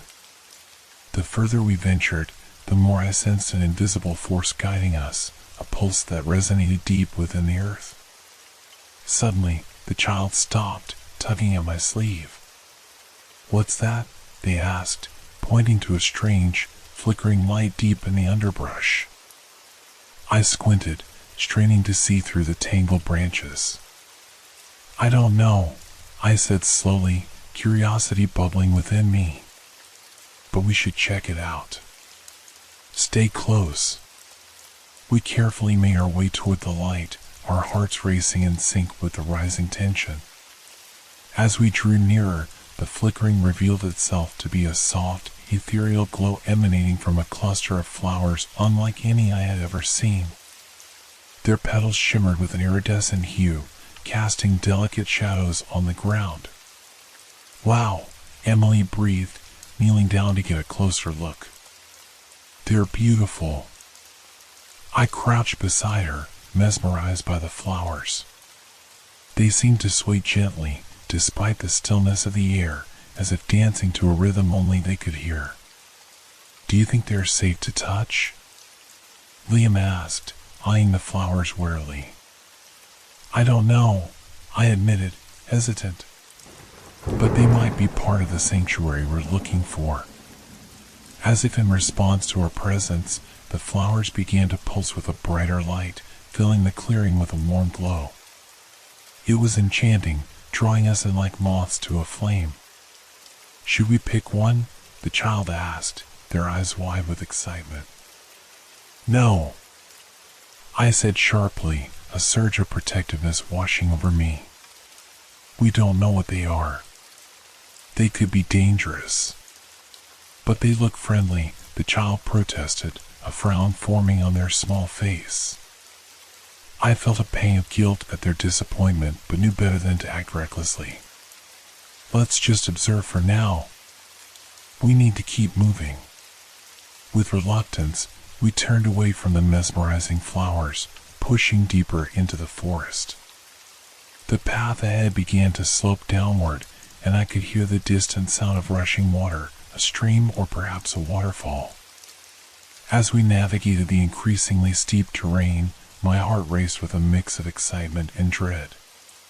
Each step brought us closer to the unknown, to the heart of the island where its secrets lay hidden. "Do you think the sanctuary is near the water?" Liam asked, his breath coming in quick bursts as we climbed down the slope. "It's possible," I replied, glancing at the map again. "Water is often a source of life.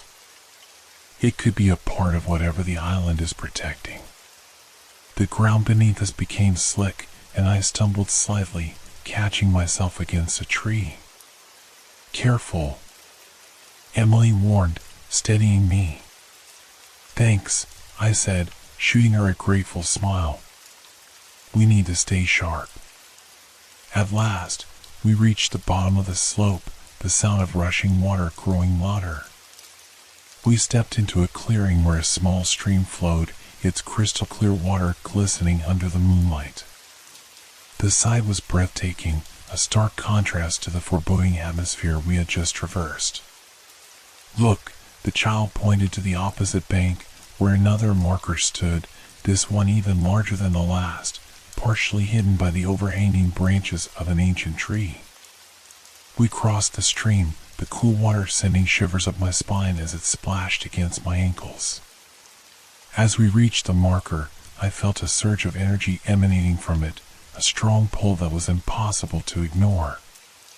"This one feels different," Liam said, his voice filled with awe as he traced the intricate carvings with his fingers.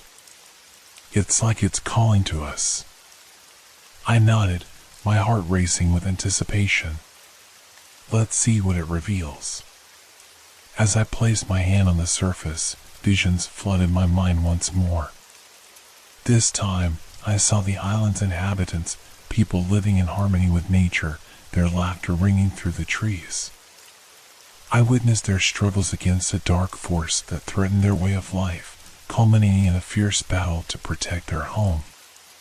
But then I saw the creature, the guardian. It wasn't merely a monster, but a protector, forged from the very essence of the island itself. It had been tasked with guarding a hidden treasure, a source of life that sustained the island and its people. "It's a protector," I breathed, pulling my hand away as the visions faded. "The creature is keeping something safe." "What is it protecting?" Emily asked, her eyes wide with curiosity. "I don't know," I admitted, my heart pounding. "But we have to find out. If we can uncover the truth, maybe we can understand the creature and what it wants." Suddenly, the ground shook again, more violently this time. The sound of crashing branches echoed through the forest, and I knew without looking that the creature was near. "It's coming!" I shouted, panic rising in my chest. "We need to hide." We scrambled behind the massive tree, crouching low as the creature emerged from the shadows, its form towering and monstrous. The air crackled with tension as it scanned the area, its eyes glinting like dark stones in the moonlight. I held my breath, the fear clawing at my insides as we remained hidden. The creature sniffed the air, its growls vibrating through the ground, sending tremors through my body. "What do we do?" Liam whispered, his voice shaking. "Just stay quiet," I replied, heart racing. "It won't find us if we stay still." Time seemed to stretch as we waited, the creature prowling closer. I could feel its presence, heavy and oppressive, like a storm gathering on the horizon. Finally, it turned away, moving deeper into the forest, its growls fading into the distance. We exhaled collectively, the tension releasing like a held breath. "We need to move," I said urgently, looking at the child and Emily. "While we still can." We slipped from our hiding spot, adrenaline surging as we made our way back to the stream. My mind raced, piecing together the visions and the urgency of our situation. "We have to find the sanctuary before it catches up with us again," I urged, leading the way along the water's edge. The map indicated we were close, and I could feel the island urging us on. As we rounded a bend in the stream, I spotted a rocky outcrop ahead. "There," I pointed. "That must be it." We hurried forward, our hearts pounding with anticipation.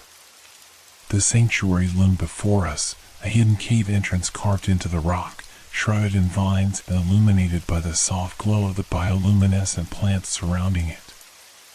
"This is it," I whispered, awe flooding my senses. The heart of the island. With a shared glance of determination, we stepped toward the entrance, ready to uncover the secrets that lay within. The entrance to the sanctuary was narrow, shrouded in thick vines that seemed to pulse softly with the same luminescent glow as the flowers we had seen earlier. The air felt cooler as we stepped inside, a stark contrast to the humid warmth of the forest. I hesitated for a moment, letting the darkness envelop me, feeling the weight of our decision pressing down like a heavy cloak. Are you sure we should go in? Emily's voice trembled slightly, echoing in the hollow space ahead. I turned back to see her face, lit only by the faint glow from the plants outside. We have to know what's in here.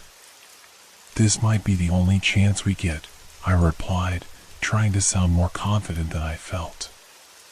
The child nodded, gripping my hand tighter, while Liam swallowed hard but stepped forward, determination etched on his face. We formed a tight line as we ventured deeper into the cave, the path narrowing and winding like a snake. The ground was uneven, jagged rocks jutting out beneath our feet, and I had to watch my step to avoid tripping. As we moved deeper, the air thickened with the scent of damp stone and something else, something sweet yet pungent, like overripe fruit. The walls glistened with moisture, and I could see small crystals embedded in the rock, catching the light in a way that made the cave shimmer like a treasure trove. "Look at that!" Liam exclaimed, pointing to the walls. "It's like the cave is alive." "I think it is," I whispered, mesmerized. The crystals seemed to pulse in rhythm with our heartbeats, their soft glow illuminating intricate carvings that snaked across the walls, depicting scenes of the island's past. As we continued, I could see one carving in particular that caught my eye, a scene of a giant creature standing protectively over a group of smaller figures, their faces serene. It reminded me of the visions I had seen earlier. "What do you think it means?"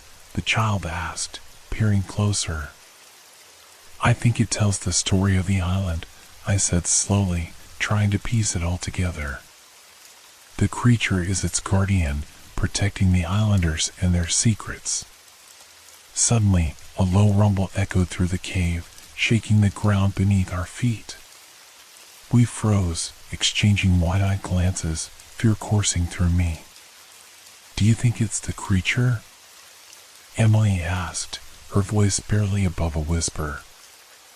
"I don't know," I replied, my heart racing. "But we can't stay here much longer." We pressed on, the rumbling growing louder, almost as if the island itself was warning us. Each step felt like we were treading on sacred ground, the weight of countless stories resting on our shoulders. Finally, we reached a large chamber, the ceiling soaring high above us, the walls lined with more of those glowing crystals. In the center stood a stone altar, intricately carved and adorned with offerings, small trinkets, shells, and what looked like remnants of previous sacrifices. "This must be it, the sanctuary," I breathed, awestruck. "Is this where the treasure is?" Liam asked, stepping closer to the altar, curiosity glinting in his eyes. "Maybe," I said cautiously, scanning the room. "But we need to be careful. This place feels sacred." The child tugged at my sleeve. "What if the creature comes back?"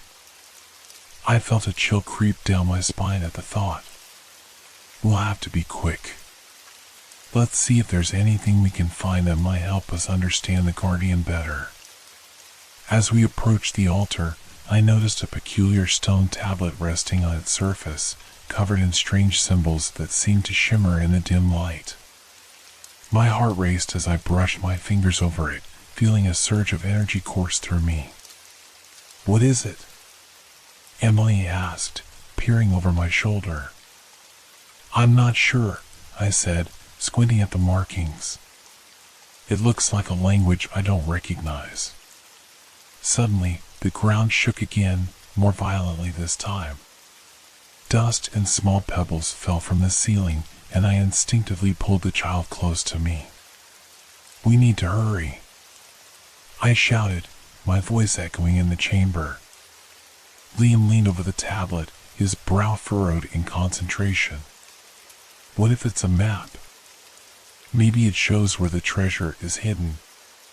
Or where the creature comes from," I added, scanning the symbols for any clues. "Let's figure it out quickly." With urgency driving us, I focused on the symbols, trying to decipher their meaning. As I traced my fingers over the strange markings, I felt a connection, a pulse that resonated with the island, like a heartbeat. Suddenly, the symbols began to glow, illuminating the chamber in a brilliant light. I jumped back, startled, but the child's wide eyes held a sense of wonder.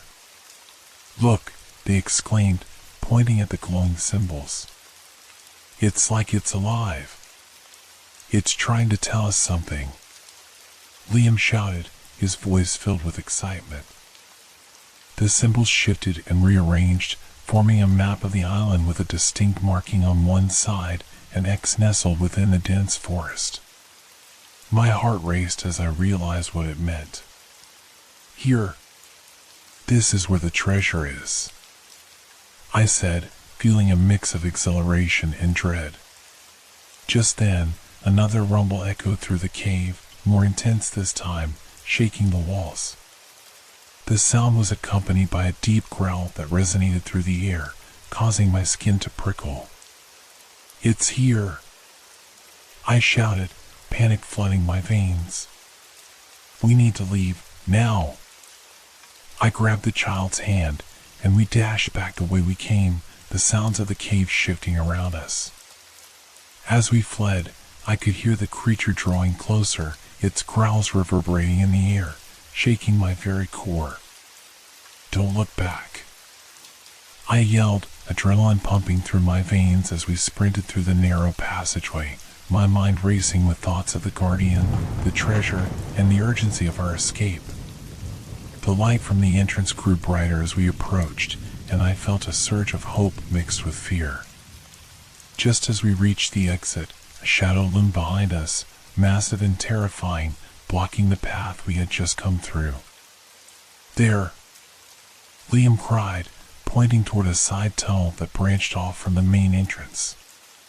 "We can go that way." I nodded, adrenaline surging as we veered off into the side tunnel, heart pounding in my chest. The growls grew louder behind us, the creature's presence a constant threat as we navigated the labyrinthine passages. "Keep running," I shouted, pushing the child ahead of me, my protective instincts flaring.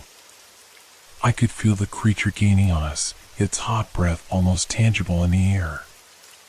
Suddenly, the tunnel opened into another chamber, and I skidded to a halt, my heart dropping.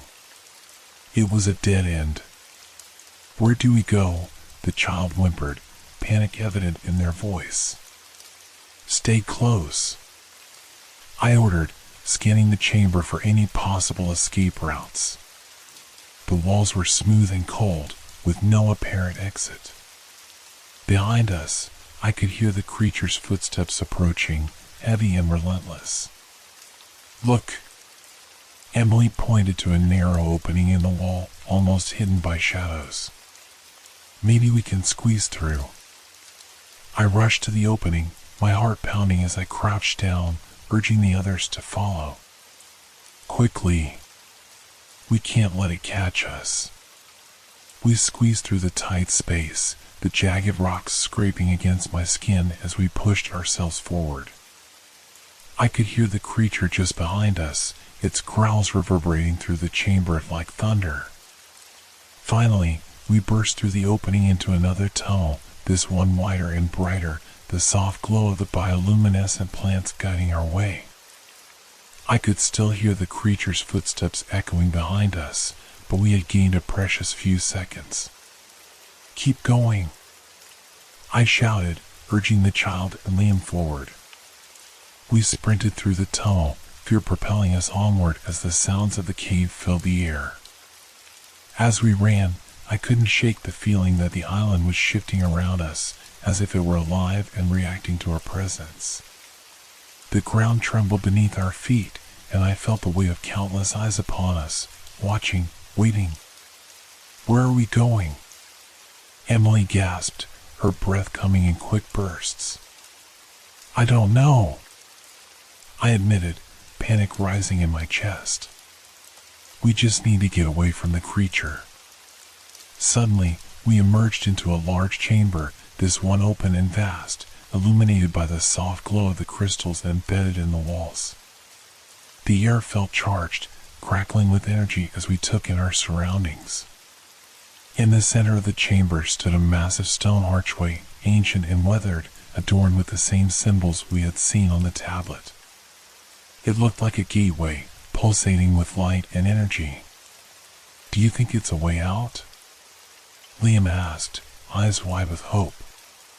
"Maybe," I said, glancing back at the tunnel we had just come from. The growls were closer now, echoing through the chamber, and I knew we had little time to decide. "We have to try," I urged. "If it's a way out, we need to take it." With no time to waste, we rushed toward the archway, my heart racing as I glanced back at the tunnel, fear flooding my veins. The creature's growls reverberated in the chamber, and I felt the heat of its breath on my back. As we reached the archway, the light intensified, enveloping us in a warm glow. I grasped the child's hand tighter, ready to leap into the unknown. "On 3, I said, my voice steady despite the chaos around us. 1, 2, 3. We dashed through the archway together, the energy surging around us, pulling us into the light. And then, darkness. In the darkness, there was a moment of weightlessness, as if time itself had suspended us in a void. My heart raced in my chest, pounding like a war drum as we flew through the inky blackness. I couldn't tell which way was up or down, but I held onto the child's hand as tightly as I could, my mind racing with thoughts of what lay ahead. Then, as abruptly as it began, the sensation of falling stopped. We landed softly on a patch of grass, the ground cool beneath us. I blinked, disoriented, and slowly rose to my feet, helping Emily up as well.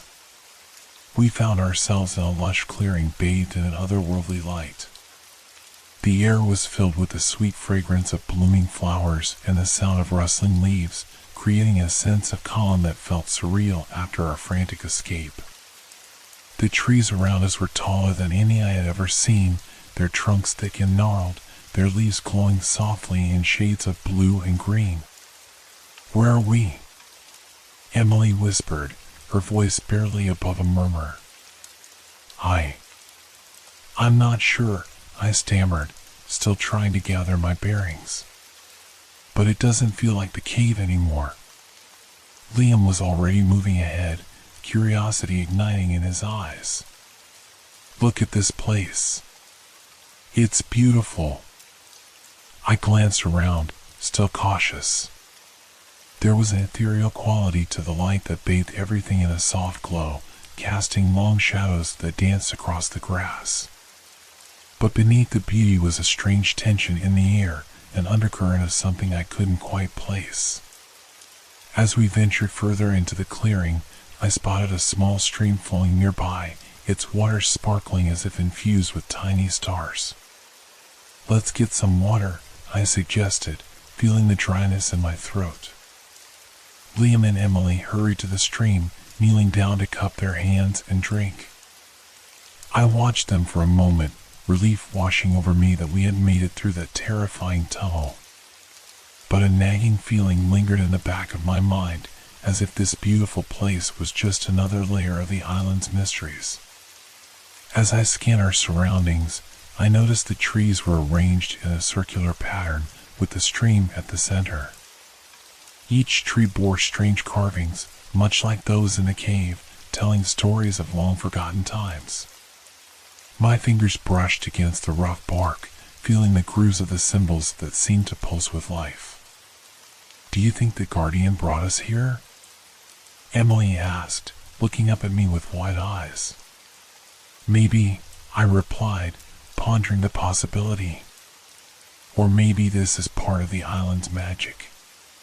The child peered into the stream, fascinated by its shimmering surface. "What if it's a portal to somewhere else?" Liam suggested, glancing at me with an adventurous gleam in his eye. "Like a different world?" "Maybe," I replied, feeling the intrigue tugging at my thoughts. "But we should be careful. We don't know what else is out there." Just then, a soft rustling in the bushes caught my attention, and I turned sharply. My heart raced as I squinted into the shadows. "Did you hear that?" Emily nodded, her eyes darting toward the sound. "What if it's the creature?" Before I could respond, a figure emerged from the underbrush, a tall, slender shape that shimmered like the trees, its features obscured in the dappled light. My breath caught in my throat as the figure stepped closer, revealing a humanoid form adorned in flowing garments that blended seamlessly with the surroundings. "Welcome," it said, its voice melodic yet haunting, echoing like a distant song. I took a step back, instinctively pulling Emily and Liam behind me.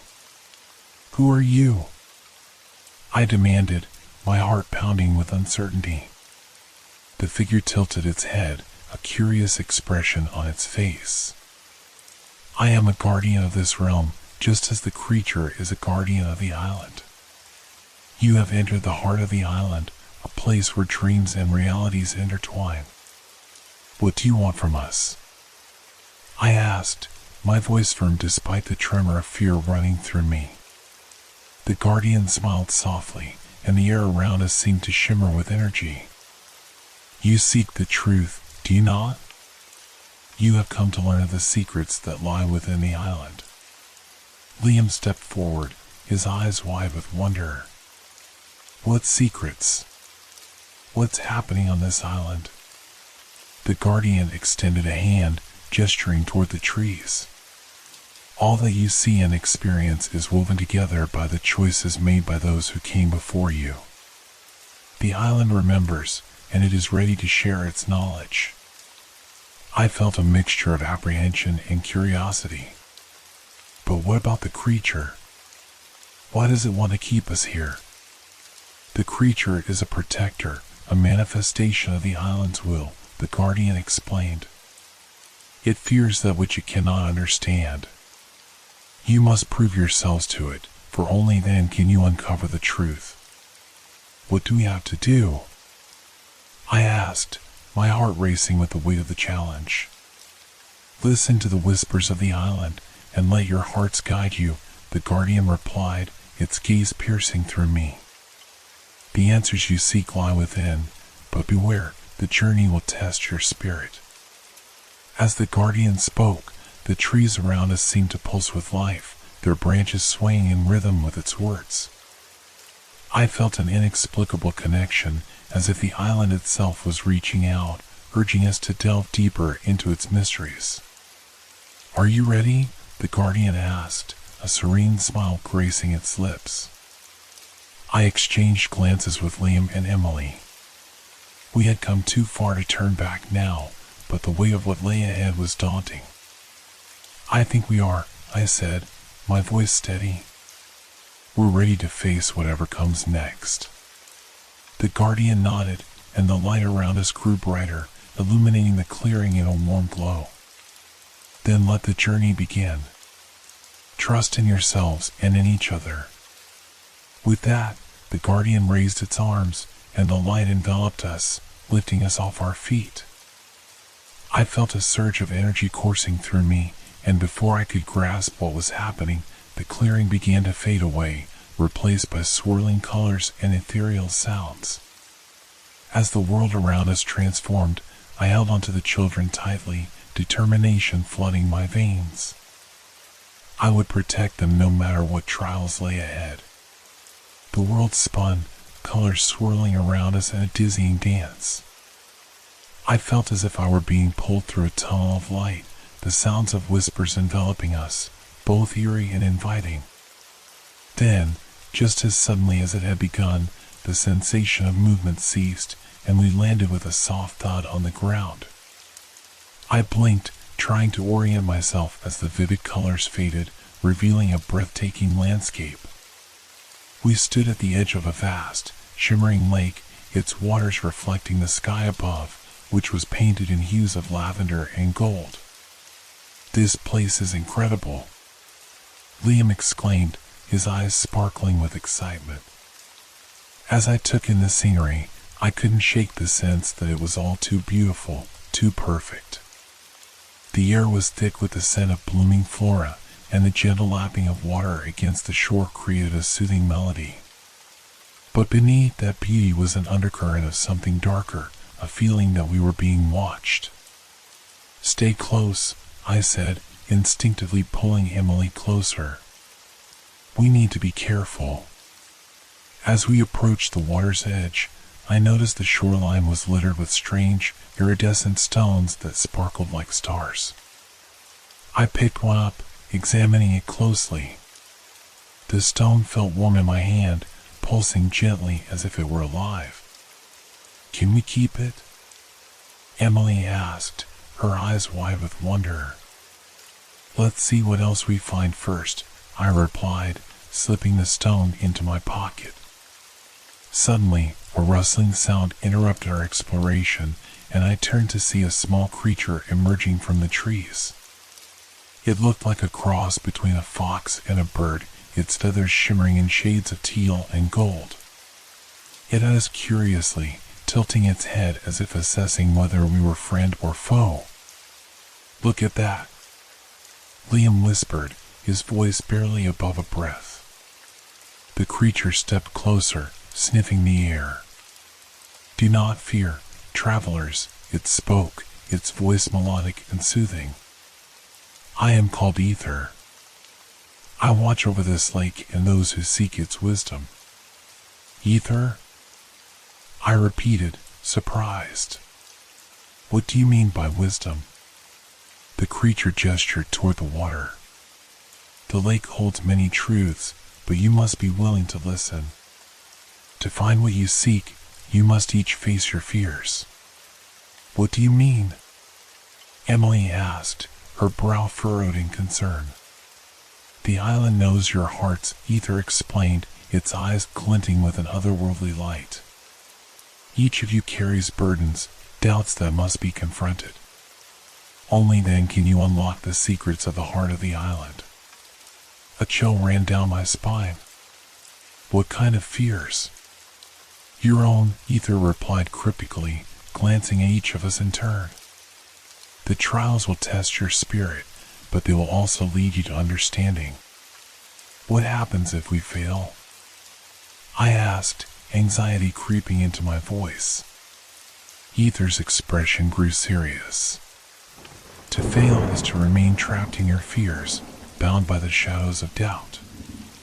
But to succeed is to rise above them, to uncover the strength that lies within." I exchanged glances with Liam and Emily, their expressions a mixture of determination and fear. "We'll do it," I said, my voice firm. "We have to." The creature nodded approvingly. "Very well.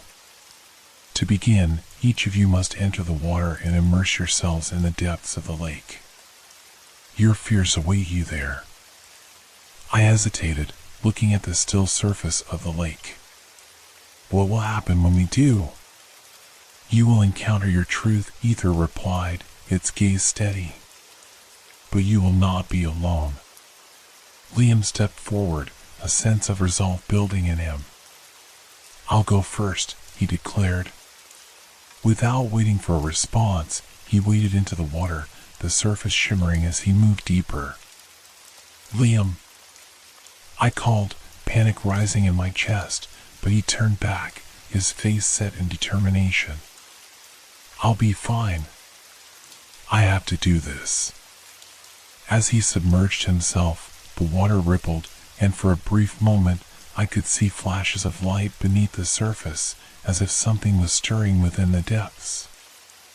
I felt a tightness in my chest, fear mingling with concern for him. "Is he going to be okay?" Emily whispered, her voice trembling. "We have to trust him," I said, forcing myself to breathe steadily.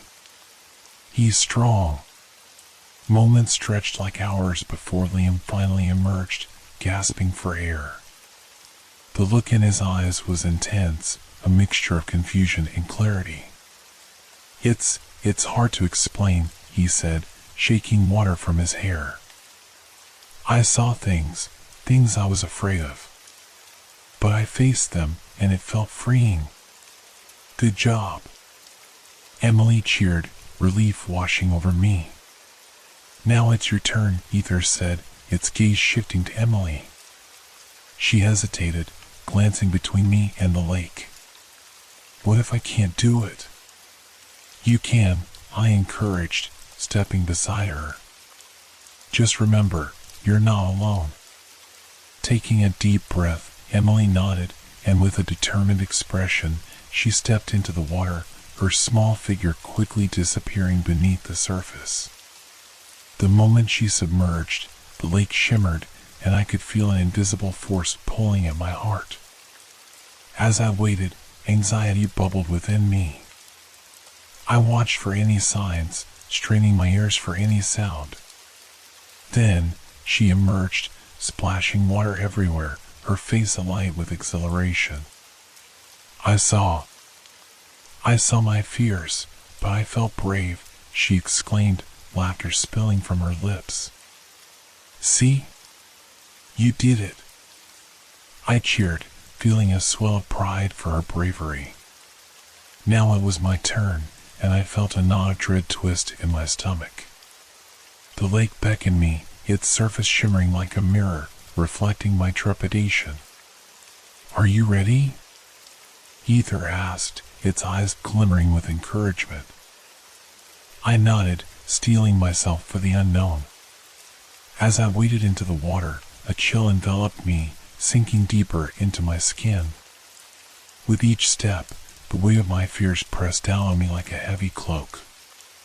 The moment I submerged, darkness engulfed me, wrapping around me like a shroud. I held my breath, feeling the pressure of the water surrounding me, but instead of panic, I felt a strange sense of calm.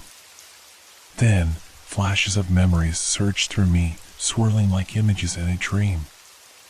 I saw my childhood home, my parents arguing, the feeling of isolation creeping in. I felt the sting of loneliness, the despair of being misunderstood. As the images intensified, I heard whispers echoing through the depths, taunting me with my insecurities. You're not good enough, they hissed.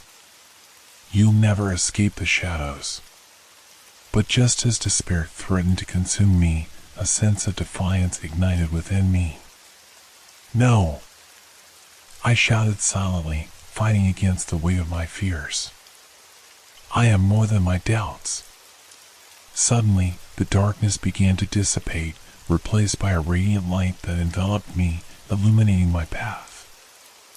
I felt a surge of energy, the weight lifting off my shoulders as I embraced my truth. With a powerful kick, I shot up to the surface, gasping for air.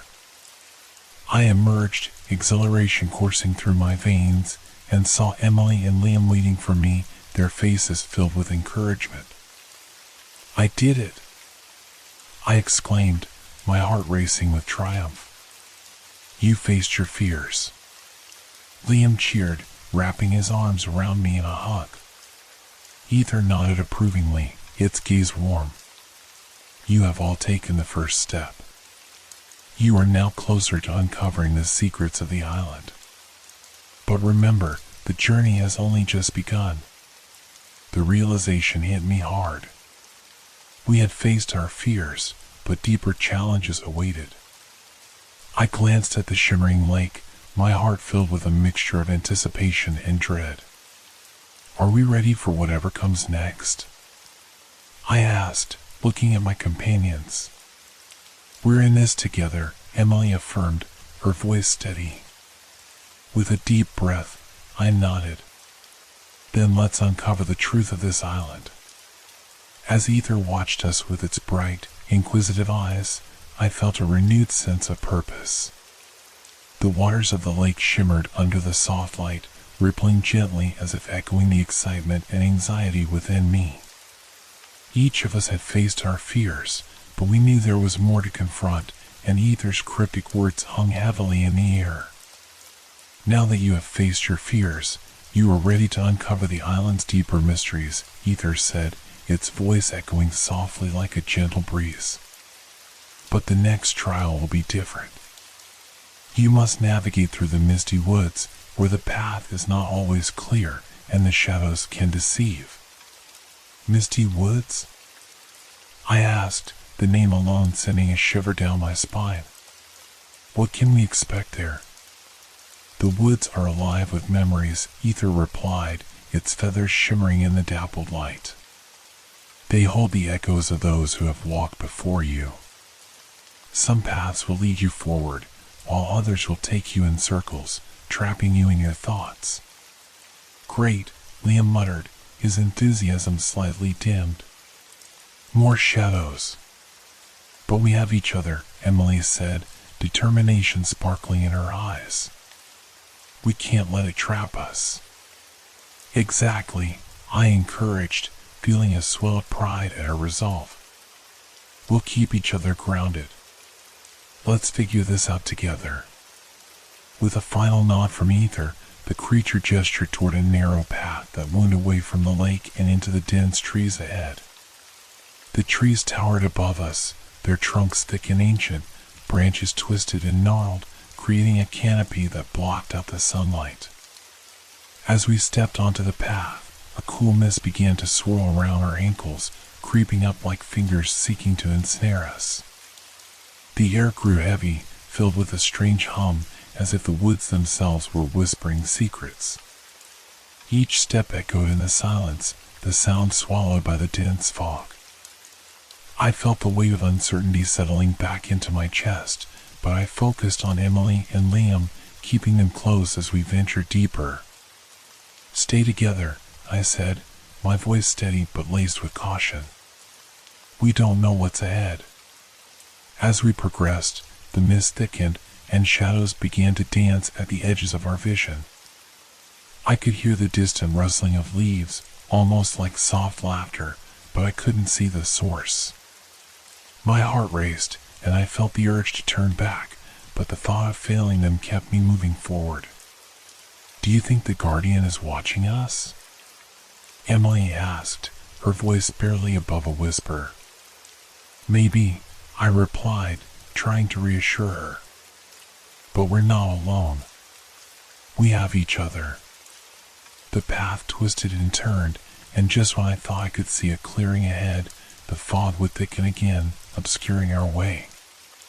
With every step, the trees seemed to shift, their forms blending into one another, making it hard to distinguish where we had come from.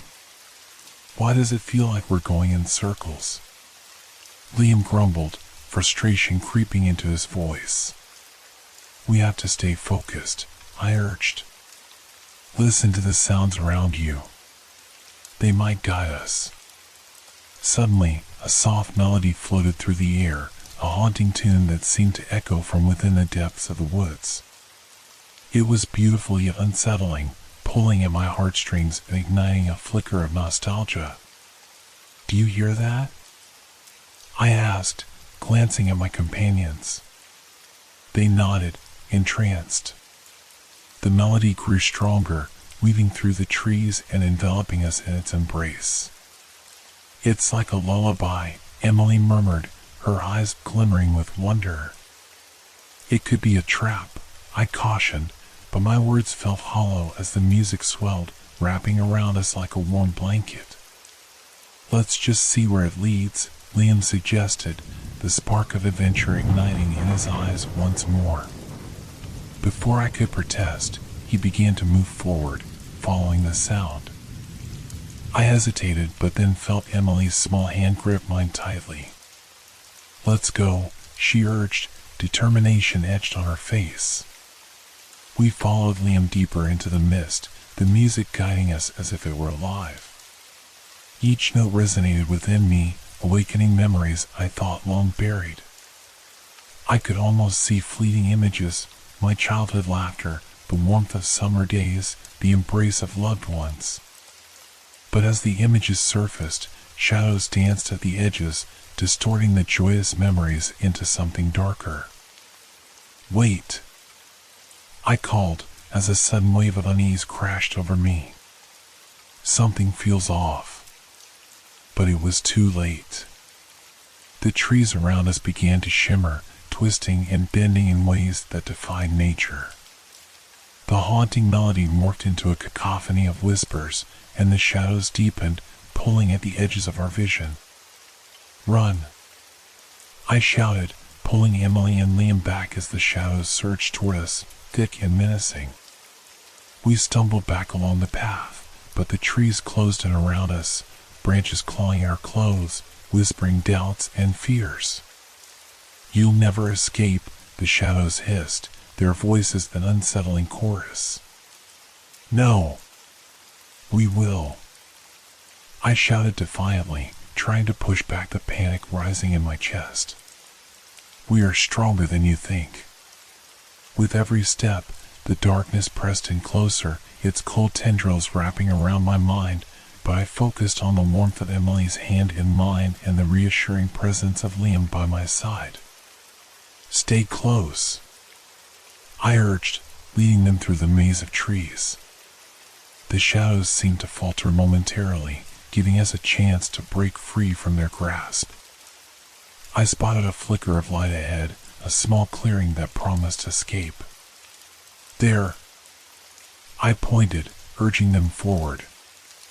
We sprinted toward the light, bursting through the dense underbrush and emerging into a small clearing bathed in golden sunlight. The warmth washed over us, dispelling the shadows that had clung to our skin. Panting, we collapsed onto the soft grass, the melody fading into silence behind us. I could still hear the whispers, but they felt distant now, powerless in the face of the light. "Are you okay?" I asked, looking at Emily and Liam, who were wide-eyed but unharmed. "I think so," Liam replied, his breath coming in gasps. "But that was terrifying." "We need to keep moving," I said, pushing myself to my feet. "The shadows won't give up easily." As we collected ourselves, I noticed something unusual in the clearing. A large, ancient tree stood at its center, its trunk twisted and gnarled. Carved into its bark were intricate symbols, much like those I had seen before. "This tree, it feels important," I murmured, stepping closer. Ether's words echoed in my mind, reminding me that the island held memories and truths. Perhaps this tree was a connection to those who had come before us, a guide through the trials that lay ahead. As I reached out to touch the rough bark, a sudden rush of energy coursed through me. The symbols glowed faintly under my fingertips, and visions flooded my mind, images of past travelers, their struggles, their triumphs, their failures. I could see them grappling with shadows, fighting against despair, and emerging stronger, transformed. "Do you see it?" Emily asked, her voice full of wonder. I nodded, awash in the vision swirling around us. "This tree holds the stories of those who faced the same trials we are facing now." As the last image faded, a sense of calm washed over me. We are not alone. Others have faced this darkness and found their way through. Liam stepped forward, his eyes shining. "We can do this, too." "Let's remember that," I said, feeling a renewed sense of determination. "We are stronger together." With that, we turned to the path ahead, the warmth of the sun guiding our way as we ventured deeper into the heart of the island, ready to face whatever challenges awaited us. The path ahead twisted further into the depths of the island, each step imbued with a mix of trepidation and hope. The sunlight filtering through the trees cast playful shadows, a stark contrast to the oppressive darkness we had just escaped. As we moved deeper, the atmosphere shifted, an electric tension humming in the air, heightening my senses. "I can feel something," Liam said, breaking the silence as he paused to glance around. "It's like the island is alive, watching us." "It is," I replied, feeling the weight of his words. "Every step we take, every choice we make, it all matters here." The path began to slope downward, leading us into a hollow surrounded by towering trees that appeared to stretch endlessly upward. Their thick branches formed a natural cathedral, the leaves whispering secrets to one another in the wind. The air was cooler here, tinged with the earthy scent of moss and damp wood, a stark reminder of the raw power of nature that enveloped us. "What do you think lies at the heart of the island?" Emily asked, her voice a soft echo against the towering trunks. "I don't know," I replied, my heart racing at the thought. "But I have a feeling it's something significant, something that will reveal the truth about why we're here." As we descended further, the light dimmed and an unsettling quiet enveloped us. The sounds of the forest faded, leaving only the rhythmic pounding of my heart and the rustle of leaves above. My breath quickened, an instinctual response to the shifting atmosphere. "Do you remember the stories we heard about this island?" Liam asked, his voice barely above a whisper. "The ones about the lost souls?" "Yeah," I replied, shivers creeping down my spine. "They say those who come here are searching for something, answers, closure, or maybe even redemption. But it's never easy."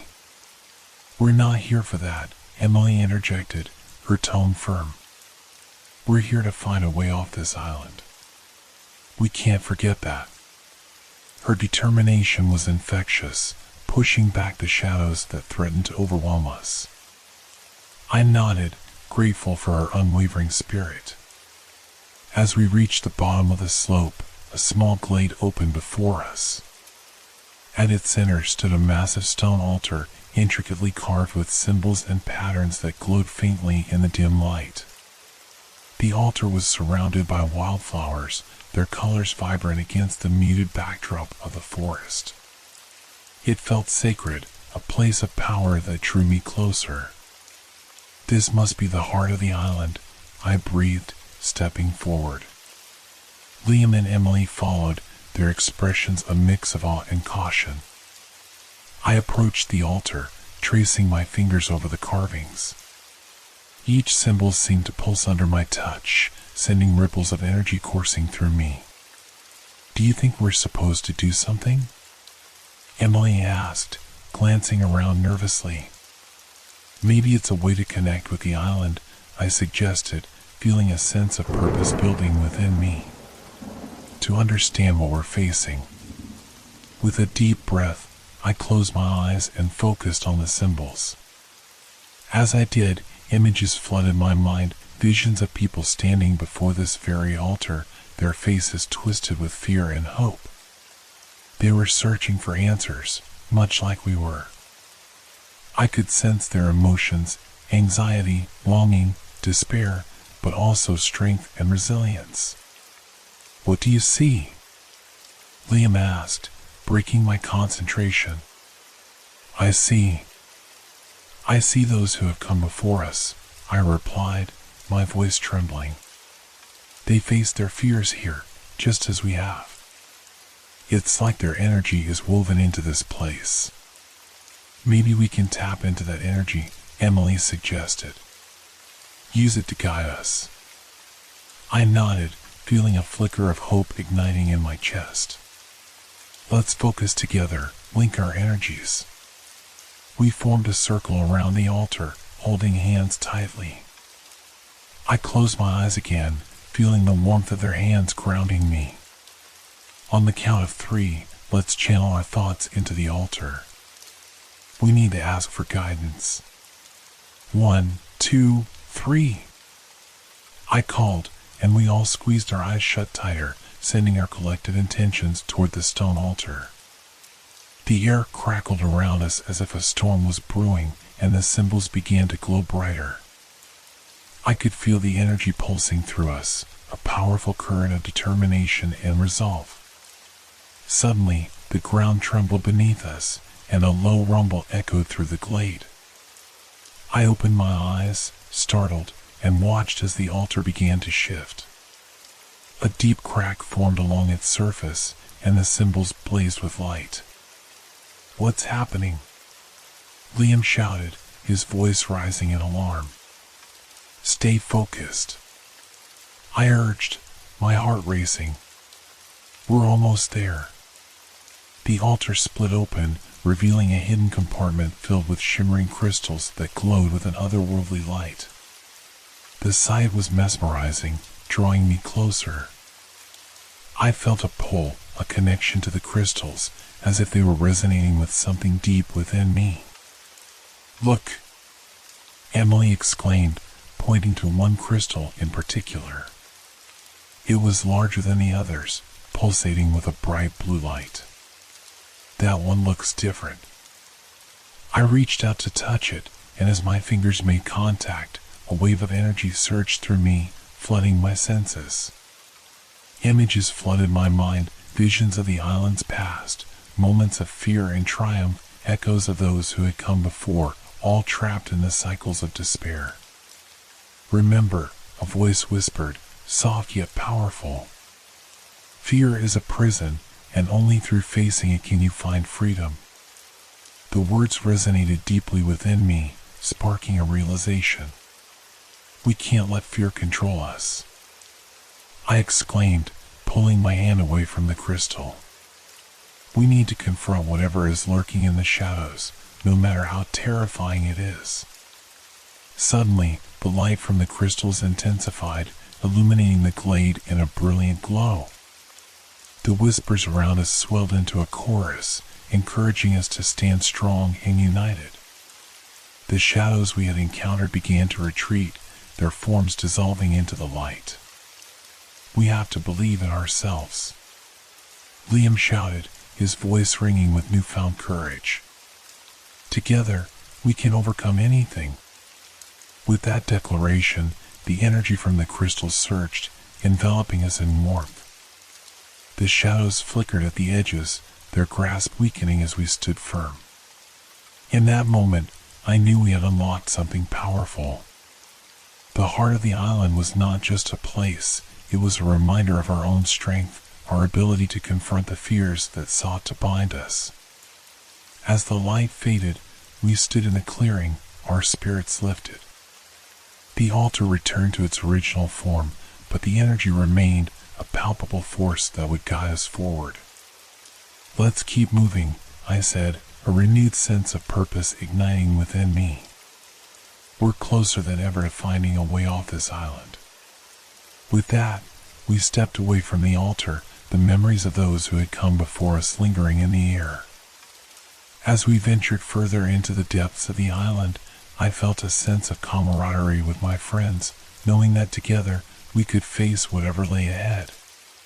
With our spirits renewed and our purpose solidified, we stepped away from the altar and continued down the path. The air felt different now, charged with possibility and the lingering warmth of the light we had just experienced. Shadows still lingered in the corners of our vision, but they felt less menacing now, like ghosts of past fears that we could confront rather than flee from. The path led us deeper into the island, winding through dense foliage and towering trees. The whispers of the forest surrounded us, mingling with the rustle of leaves and the distant call of unseen creatures. Each step seemed to resonate with the heartbeat of the island itself, a rhythmic pulse that matched my own. "I can't shake the feeling that we're being tested," Emily said, glancing around as if expecting something to jump out from the underbrush. "Every step we take feels like part of a larger puzzle," I replied, my mind racing with possibilities. "We've faced fear and uncertainty, but I think we're nearing something significant, something that might unlock the final mystery of this place." Liam nodded, his expression serious. "We have to stay vigilant. The deeper we go, the more we may confront what this island truly represents." As we moved forward, the forest began to change. The trees grew taller and more twisted, their branches resembling skeletal fingers clawing at the sky. The mist began to thicken again, swirling around our feet like a living thing, obscuring our view of the path ahead. "Stay close," I urged, feeling a knot of anxiety tighten in my chest. "Don't let the shadows separate us." Just as I spoke, the whispers grew louder, filling my ears with a cacophony of voices. They were soft at first, then escalated into an overwhelming chorus, as if the island itself were alive with stories waiting to be told. "Can you hear them?" Emily asked, her eyes wide with fear and fascination.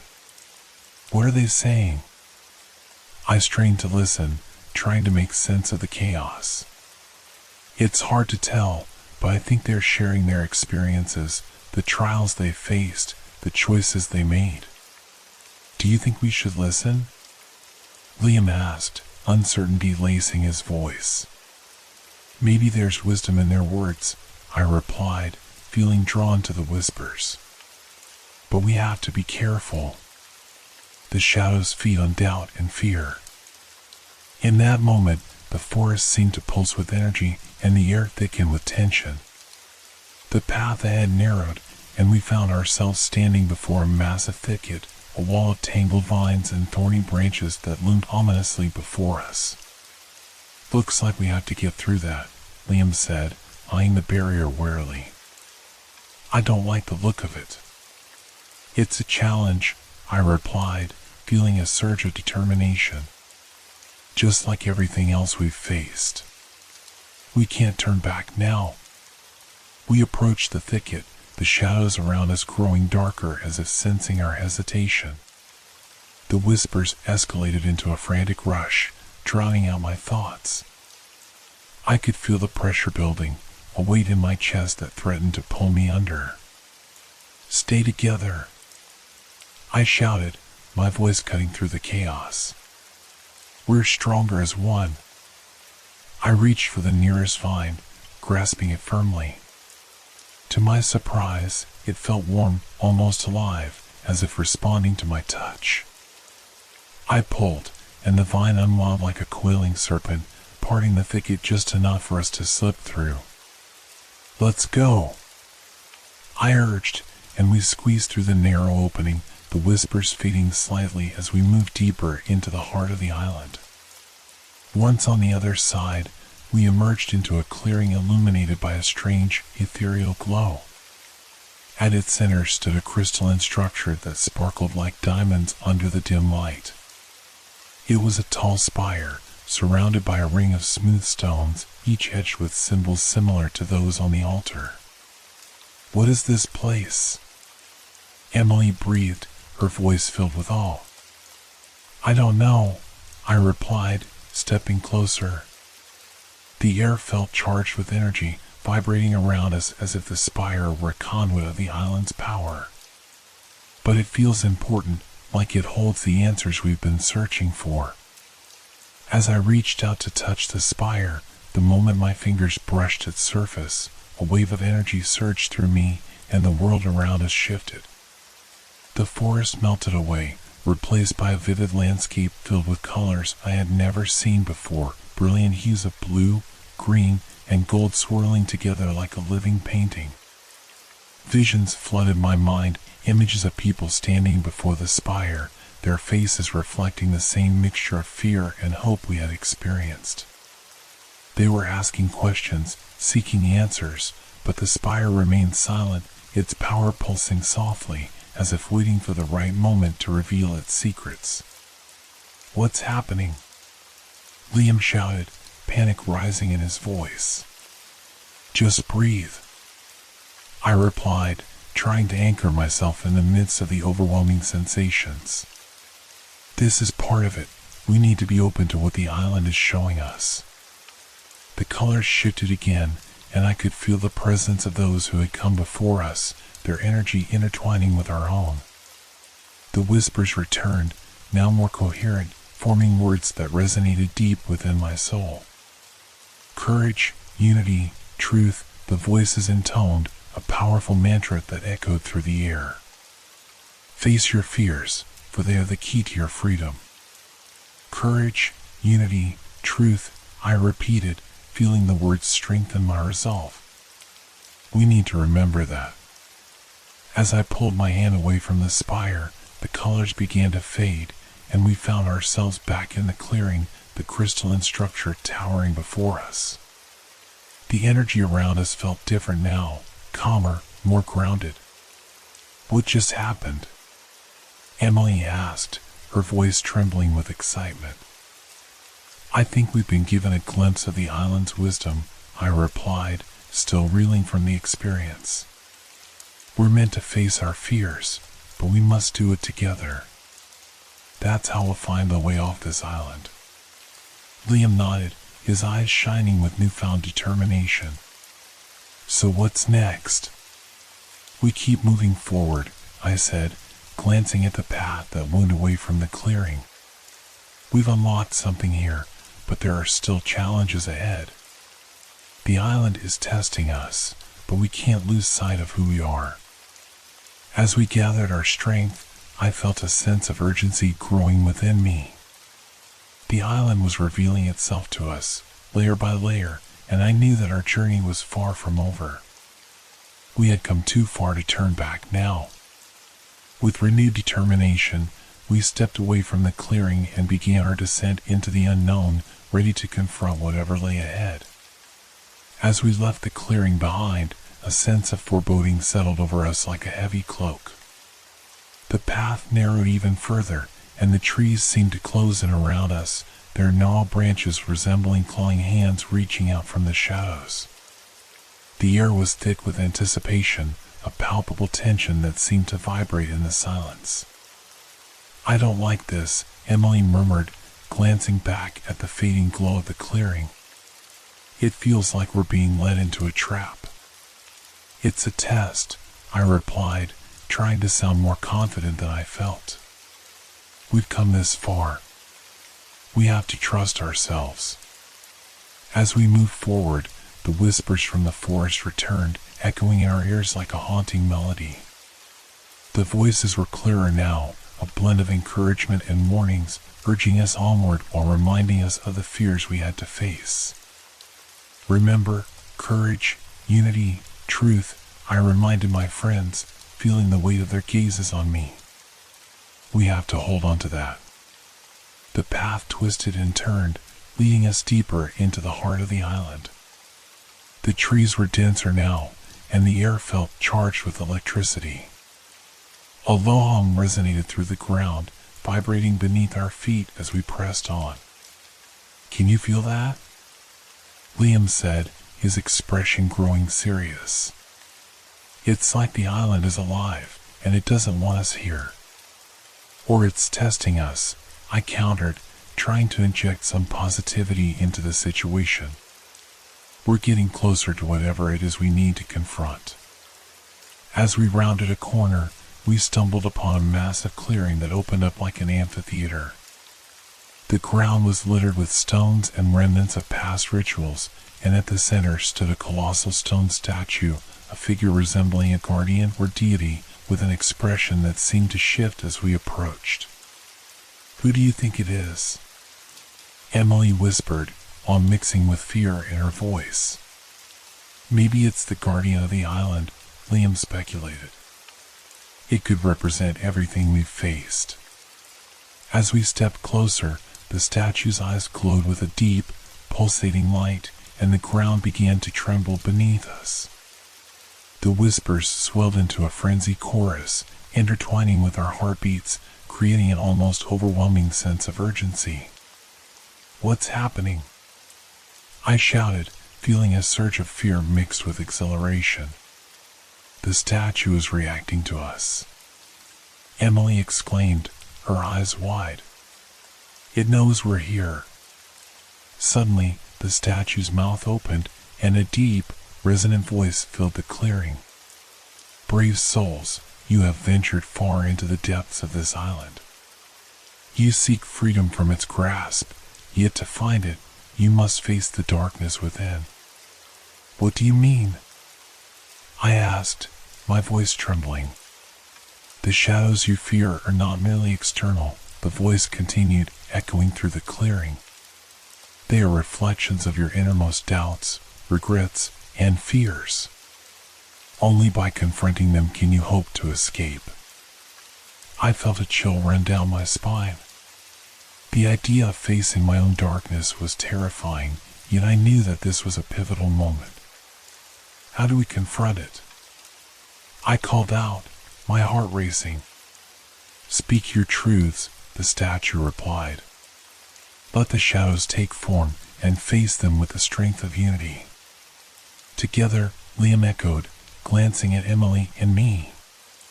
We can do this. Taking a deep breath, I stepped forward. I am afraid of failing, of letting my friends down. I fear that my weakness will lead to our demise. The air shimmered, and a dark figure emerged from the shadows at the edge of the clearing. It was a twisted version of myself, embodying all my insecurities, my doubts manifested in a grotesque form. The figure sneered at me, its voice a cruel imitation of my own. You think you can save them? You're not strong enough. No!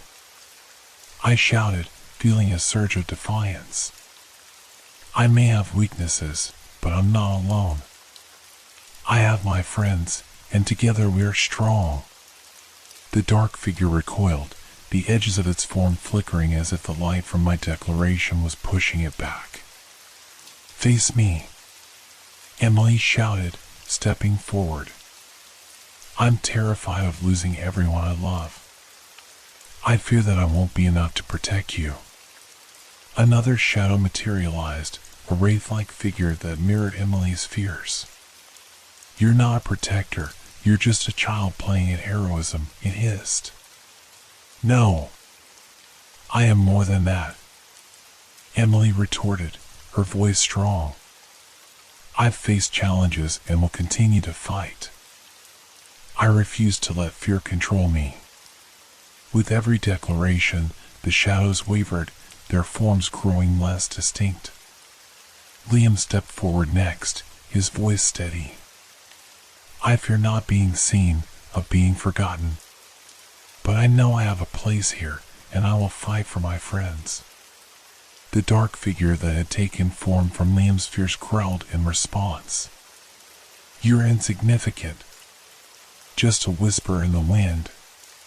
No, Liam shouted back. I am more than a whisper. I am a voice that will not be silenced. With that, the shadows screamed, their forms flickering violently as we stood together, our hands clasped tightly. The energy of our unity pulsed between us, a radiant light that grew stronger with each affirmation. Together, I shouted, feeling the power of our bond surge. We are not defined by our fears. We will not be consumed. As if responding to our collective strength, the shadows writhed and shrieked, their forms dissipating into the light.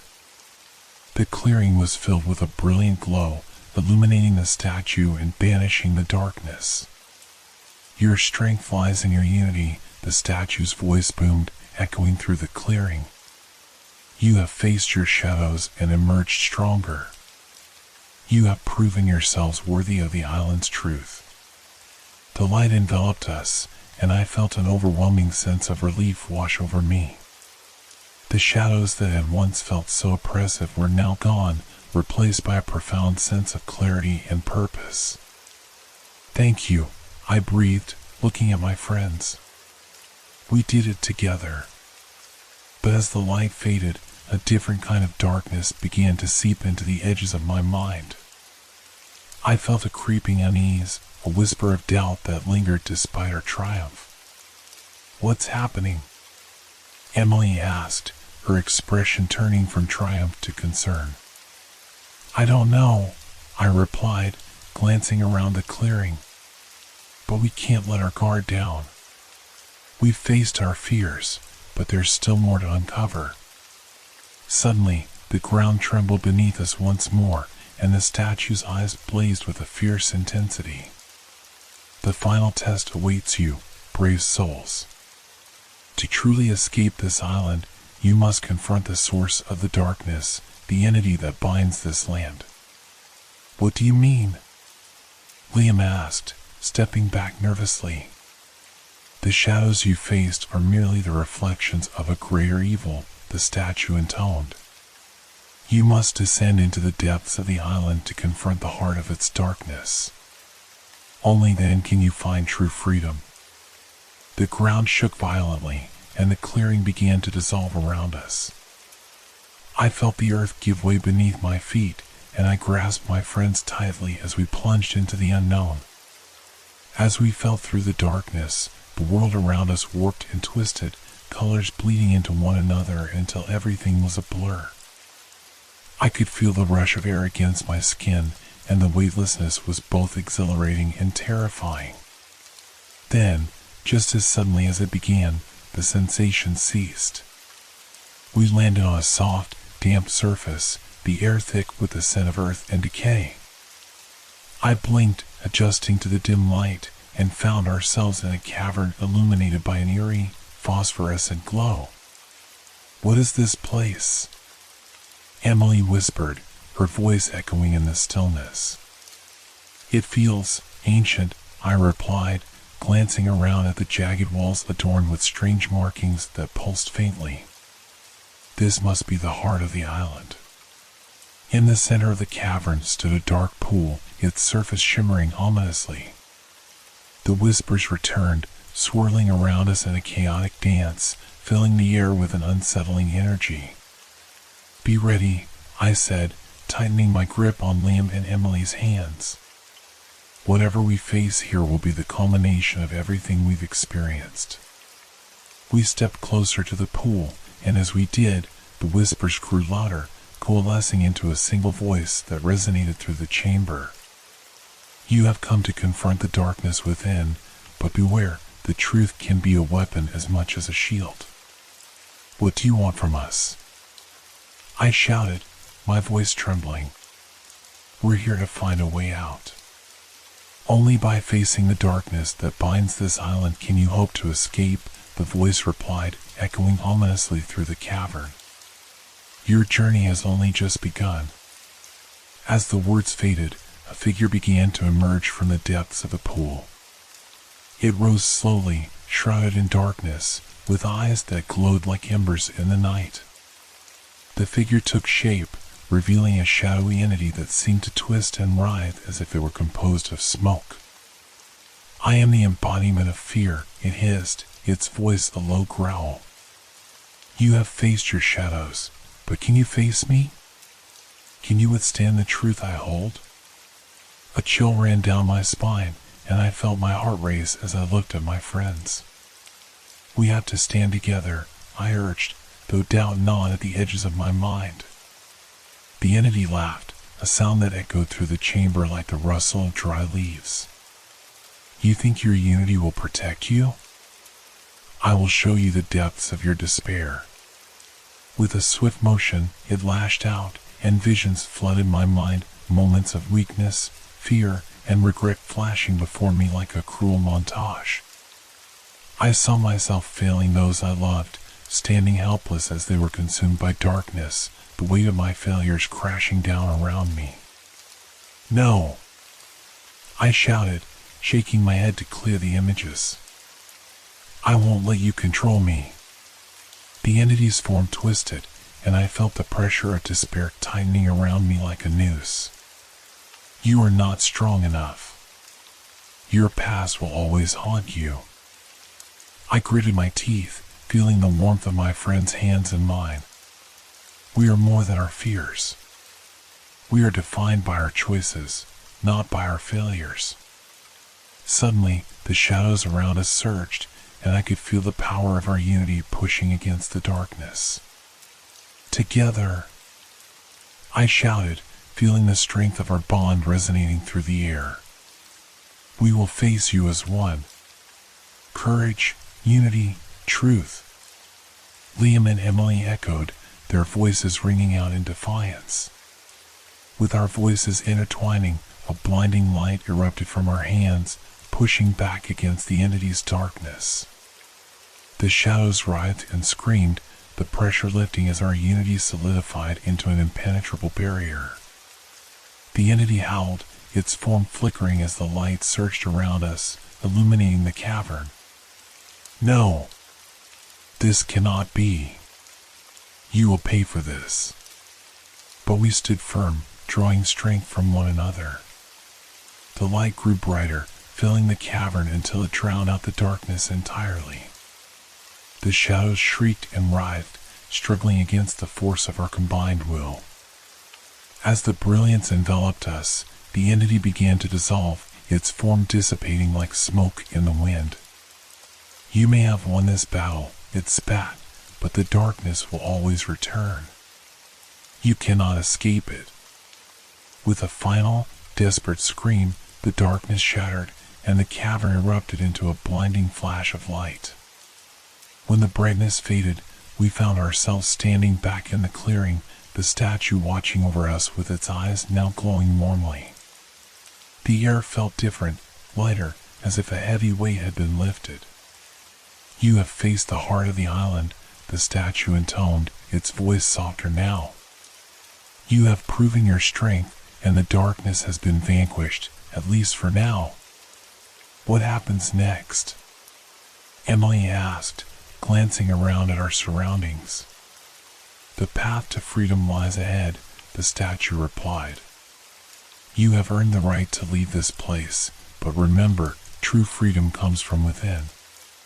The darkness may return, but with your unity, you can always overcome it."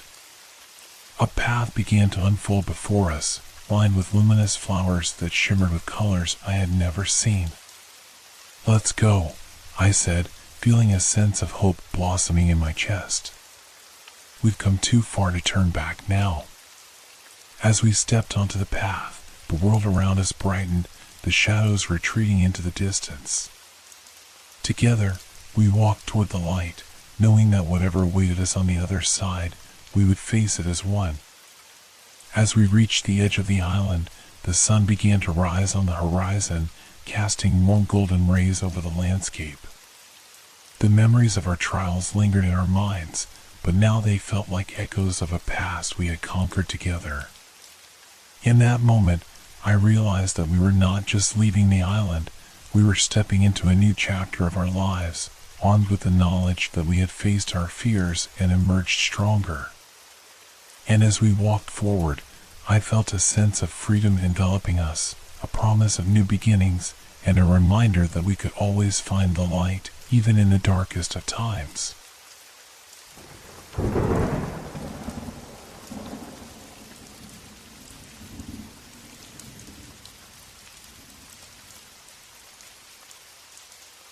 Hope your dreams are filled with fear.